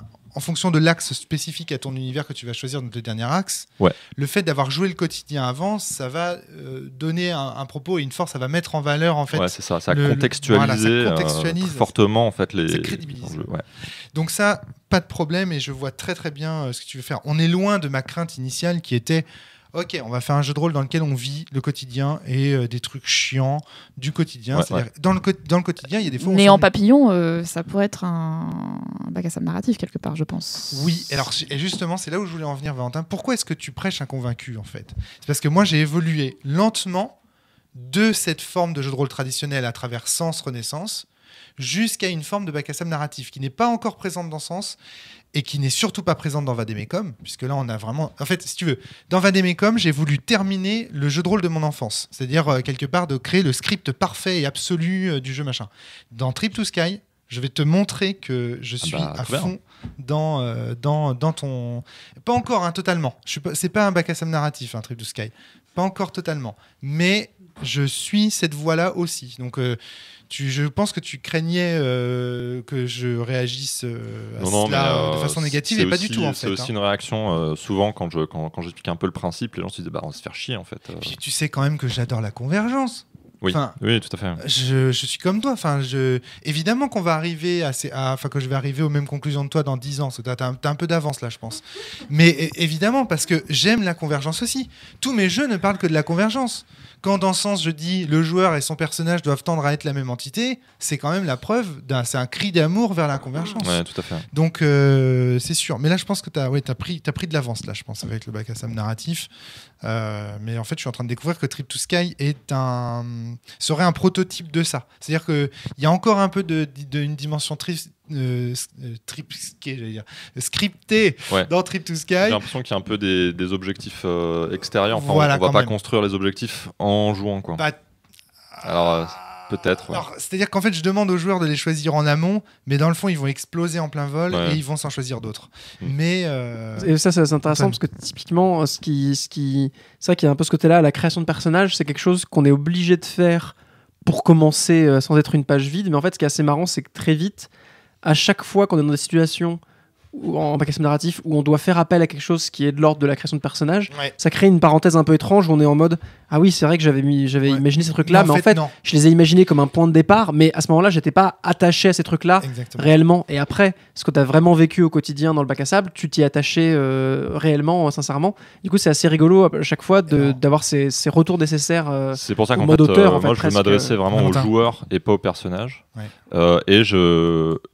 Bon, je sais pas, je suis pas encore fixé sur la question, mais je pense que la page blanche, c'est un très bon personnage de bac à sable narratif. Oui, tout à fait. Et donc, par exemple, dans Réinsertion humaine, le fait que ton passé soit mort et enterré depuis longtemps fait que.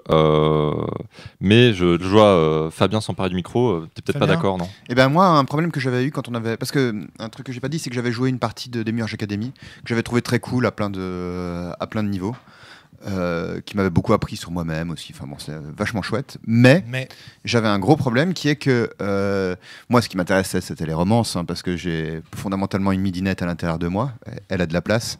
Et l'avantage, c'est que et le truc, le problème qu'il y avait là derrière, c'est que le personnage était complètement vide, ce qui fait que je comprenais pas pourquoi. Enfin, je comprenais pourquoi moi j'étais attiré par tel personnage, mais je ne comprenais pas pourquoi le PNJ était attiré par le mien. Ce qui est un problème que j'ai dans les dating games aussi, où dans les dating games, c'est aussi une page blanche ou presque le personnage que tu joues. Et le problème, c'est que je trouve ça un peu malaisant, c'est-à-dire que j'ai l'impression que ces personnages secondaires, ils tombent amoureux ou amoureuse de moi parce que je suis le protagoniste, quoi, et ça te dérange. Ouais, je trouvais ça malaisant, tu vois. Enfin, c'est une relation très asymétrique. Natacha, Antoine. Ça c'est le problème du jeu à deux, encore une fois. S'il y a plusieurs protagonistes autour de la table, ils auront le choix, les PNJ, en fait. C'est pas ce que je dis. Ce que je dis, c'est le problème, c'est le fait d'avoir un personnage qui est blanc. Vas-y, Rob. En fait, le problème, c'est que tu te joues toi-même. C'est-à-dire qu'en fait, en laissant le personnage se remplir, il va se remplir de quoi ? Bah, de Fabien. Et en fait, c'est ça, et c'est comme ça. Ouais. Hop. Et du coup, ça crée un sentiment malaisant de te dire, mais. Non, alors c'est encore autre chose, c'est d'être au centre de l'attention de tout le monde. Alors, non, je crois pas, parce que perso, c'est pas un problème que j'ai de me mouiller moi-même, tu vois. Dans le jeu. Ce qui m'embête, c'est vraiment que j'ai l'impression que la seule raison pour laquelle le PNJ en face de moi tombe amoureux, c'est que j'ai coché les bonnes lignes de dialogue, tu vois. Alors, dans un dating game, je comprends complètement. C'est vrai que c'est hyper malaisant ce côté-là, parce que c'est le but même du jeu, et les PNJ sont vraiment à ton service et en attente. Mais en bac à sable narratif, t'as pas du tout cette impression-là. Les PNJ sont pas à ton service, à attendre d'être ton bon copain juste pour tes beaux yeux. Ils vont s'attacher à toi que si jamais tu investis du temps et de l'émotion avec eux, que tu fais des choses ou réellement dans leur personnalité, avec le meneur qui les joue en sincérité, ils s'attachent à toi. Il y a des PNJ qui vont t'envoyer chier si jamais ils t'apprécient pas ton caractère de ton personnage. Faut pas penser que dans le bac à sable narratif, les gens sont à attendre un peu partout de se lier à toi gratuitement. Ça demande de la sincérité, et donc ils s'attachent à toi pour des raisons peut-être que tu peux ignorer ou ne pas mesurer, mais qui sont, du point de vue du meneur, cohérentes. Natacha, tu tiques. En fait, je réfléchis. Parce qu'en fait, j'ai l'impression que pour Fabien, c'est encore un problème. C'est qui tombe amoureux d'une page blanche, tu vois. Fabien a l'air d'acquiescer. Qui tombe amoureux. Je pense que la page blanche, peut-être du point de vue du joueur, tu peux te dire que tu as une page blanche que tu as remplie, mais en très peu de temps, dès que tu joues 2 dialogues, tu communiques énormément de choses. J'ai l'impression que c'est pas l'expérience de Fabien. Alors, dans notre expérience, le personnage n'est pas tombé amoureux de ton personnage, tu vois. Oui, moi j'ai la sensation que c'est peut-être sauter les étapes, c'est-à-dire tu peux être intéressé. Oh, attention Céline, ton micro déconne. Attends, je vais juste le rebrancher. Hop, voilà, vas-y. Tu peux être intéressé par, tu disais ? Tu peux être intéressé, attiré par quelqu'un sans bien le connaître, et donc quelque part il y a le côté, pour l'instant tu vois que la couverture du livre, et en fait tu t'approches, et quelque part Fabien construit son personnage en même temps que le PNJ interagit avec lui, et les constructions se font en même temps, la relation se crée en même temps que Fabien crée son personnage. Si je me rappelle bien, notre partie, le personnage non-joueur avec lequel tu as interagi, c'était un mentor en fait. Quelqu'un qui a eu la... Non, c'est pas lui. Ah non, c'était une nana à laquelle j'ai énormément passé dedans. C'était celle qui devait organiser il y avait une histoire de fête. Alors, le truc... Bon, alors moi aussi, c'est que j'ai joué d'une manière qui m'était propre, mais qui était... Enfin, j'ai pas cherché c'est que contrairement à Céline qui est allée épuiser tous les personnages, épuiser au sens être exhaustive sur tous les personnages, moi je me suis attaché à un personnage et je l'ai Ah oui, c'est vrai, tu voulais je l'ai l'aider, pisté à fond, quoi. Enfin, mais parce que je le trouvais cool dès le début, quoi, et que je voyais pas vraiment l'intérêt d'aller chercher quelqu'un d'autre si ça matchait avec celui-ci. Très bien. Très bien. Dans Trip to Skate, je vais juste revenir à ça. Dans Trip to Skate, il y a un passage après la création de personnage qui dit en gros le personnage n'est jamais fini. Et donc, cette fiche de personnage, on l'a établie ensemble au départ, mais vous pouvez toujours revenir dessus, gommer des aspects, refaire, etc. Ouais. C'est pas une page blanche, mais c'est une page qui est toujours réinscriptible, mais au point que tu peux changer de parent en cours de campagne. Hein. On est presque au niveau de la contrainte narrative de Jojo Bizarre Aventure. Hein. Si tu veux changer de sexe en pleine campagne, tu peux le faire, quoi. Non, mais vraiment. Donc du coup, je me demande si ça se rapproche pas là aussi de ta contrainte. On n'est pas sur une page blanche, mais non, t'aimes pas. Il y a cet ennui de trop d'amont, trop en amont. Ouais, tout le passé du personnage ne sera jamais joué et va un peu dissonner en fait. Avec la partie. On le joue en scénar solo dans Trip to Skate. J'ai posé un problème à Valentin comme ça sur Demiurge Academy parce que je lui ai dit que alors j'avais une meilleure amie parce que j'avais créé vraiment quelques tout petits éléments et elle n'était pas avec moi à l'académie et à un moment j'ai dit que je lui écrivais une lettre et ça a beaucoup gêné Valentin qui ne voyait pas comment utiliser cet élément dans la fiction. Excellent. Okay, voilà. Donc, très intéressant, Valentin. J'ai un petit peu fait le tour. Si vous avez des remarques ou questions. Non, moi, il y a une chose que je voudrais ajouter. C'est quelque chose qui transparaît dans toute la discussion qu'on a eue là, mais j'ai un petit peu envie de l'expliciter. C'est que le bac à sable narratif, en tout cas, moi, j'arrive pas à le concevoir autrement qu'en jouant une certaine forme d'intimité, d'authenticité, où il y a vraiment un côté... Ça se ressent très très bien dans les discussions. Voilà, c'est ça, mais c'est pas. Enfin, j'ai la sensation que vouloir le jouer de manière caricaturale, dramatique, ce genre de choses, c'est passé à côté du propos et de l'intérêt. Il faut prendre au sérieux et donc tu le conseillerais de jouer avec ses amis, avec des gens dont on est proche, par exemple. Est-ce que c'est un jeu qui se prêterait à des conventions ? Alors, typiquement, bon, évidemment, ma campagne avec Valentin, c'est quelqu'un que je connais très bien, donc là, la question, c'est pas posée, mais même dans la partie que j'ai jouée avec Simon et Manon Lee, eux, je les avais jamais rencontrés, et j'ai pas eu la sensation que ça poserait problème pour des contraintes plutôt temporelles. On n'a pas continué sur une campagne. Mais moi, ça m'aurait pas posé de souci de créer une relation avec eux. Moi, je pense par contre que l'aspect campagne est quand même un aspect important, juste parce qu'il faut du temps pour créer des relations. Évidemment. Et du coup, sur la convention, c'est peut-être pas idéal pour cette raison-là, je pense. Antoine, tu voulais ajouter quelque chose ? Ouais, c'était pour aller à fond dans ton sens. Et ça me donne aussi un élément de réponse à ce que tu disais avant, Fabien, sur la page blanche. Moi aussi, Manon et Simon Lee, je les connaissais pas du tout avant de commencer à jouer avec eux. Et je leur... pardon ? Non plus d'ailleurs, oui. Et j'ai pas entendu ce que tu as dit. Et je connaissais pas l'autre joueuse non plus, donc je joue avec 3 personnes que je connaissais pas du tout. Okay.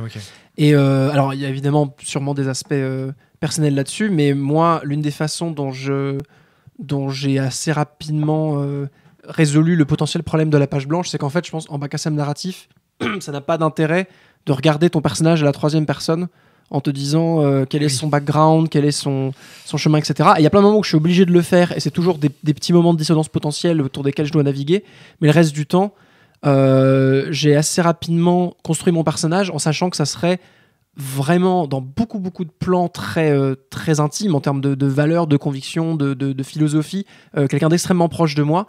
Et en fait, c'est super intéressant pour moi parce que du coup, j'explore vraiment me confronter un peu moi-même à un monde parallèle. Aïe.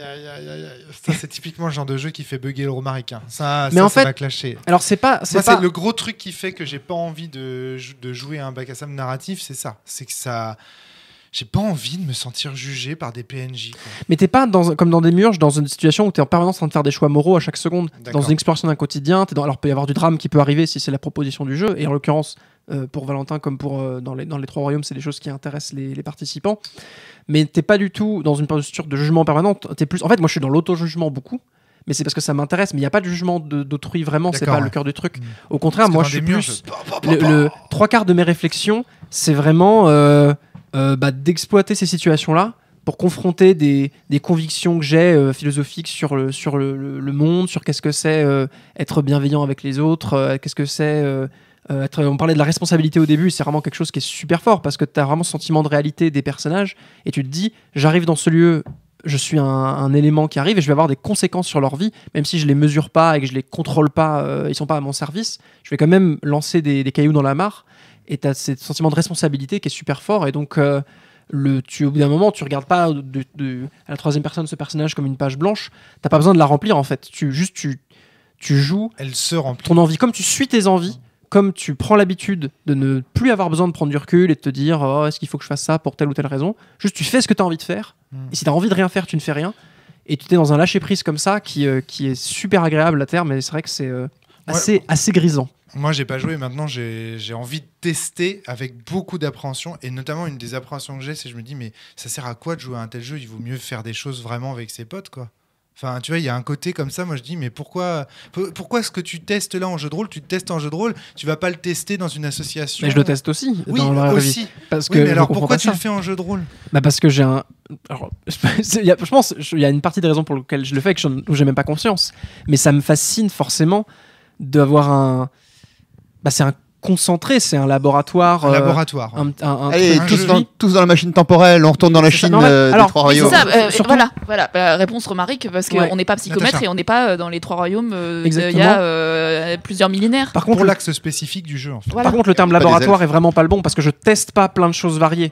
Ouais. Je suis dans la sincérité et l'authenticité dont parlait Céline. C'est pour ça que je me joue moi-même. Je parlais de tester plus dans le sens où je vais confronté un peu à ce que ma personnalité ou mon caractère va produire dans certaines relations, et je vais me évidemment transformer, je vais avoir plus d'audace par moment, je vais avoir une posture de différente que celle de la vie réelle, évidemment c'est aussi pour ça qu'on fait des jeux de rôle, oui. Mais dans ce contexte là c'est assez rigolo, oui, de se demander qu'est-ce que moi je ferais dans cette situation. Non mais je vous troll parce qu'aujourd'hui, en fait, j'ai la sensation qu'on vit déjà dans une partie de ce jeu. En fait, on vit déjà dans un bac à sable où l'axe spécifique ce serait, par exemple, quelque chose comme le fascisme s'instaure grâce à un virus. Je sais pas, enfin. Je veux dire, on est. Personnellement, c'est pas ça l'axe spécifique de ma vie. Non, d'accord, très bien. Mais bon, voilà. Non, mais c'est juste ça m'interroge. Ça me fait penser que du coup, l'axe spécifique, j'ai l'impression que pour que tu as envie d'y jouer, il faut que tu aies quand même un pouvoir d'action dessus, tu vois. Moi, j'ai pas de pouvoir d'action sur le virus. Enfin, à part me laver les mains. Elle s'en lave les mains, ce qui est une possibilité du bac à sable narratif. Absolument. Tout à fait. Alors, il y a l'axe spécifique et puis aussi éventuellement des éléments dramatiques. Voilà. Moi, j'ai pas envie que mes amis souffrent, tu vois. Mais j'ai envie de jouer une partie dans laquelle les personnages qui sont les amis de mon personnage souffrent. Ouais, d'accord. Et moi, en bac à sable narratif, j'adore souffrir. C'est tellement bien. Très bien, très bonne réponse. Merci beaucoup Valentin, merci beaucoup Céline, merci beaucoup Antoine. Merci Natacha, merci Fabien. Merci. À très bientôt tout le monde. Salut. Portez-vous bien et surtout jouez bien dans votre bac à sable narratif. Salut.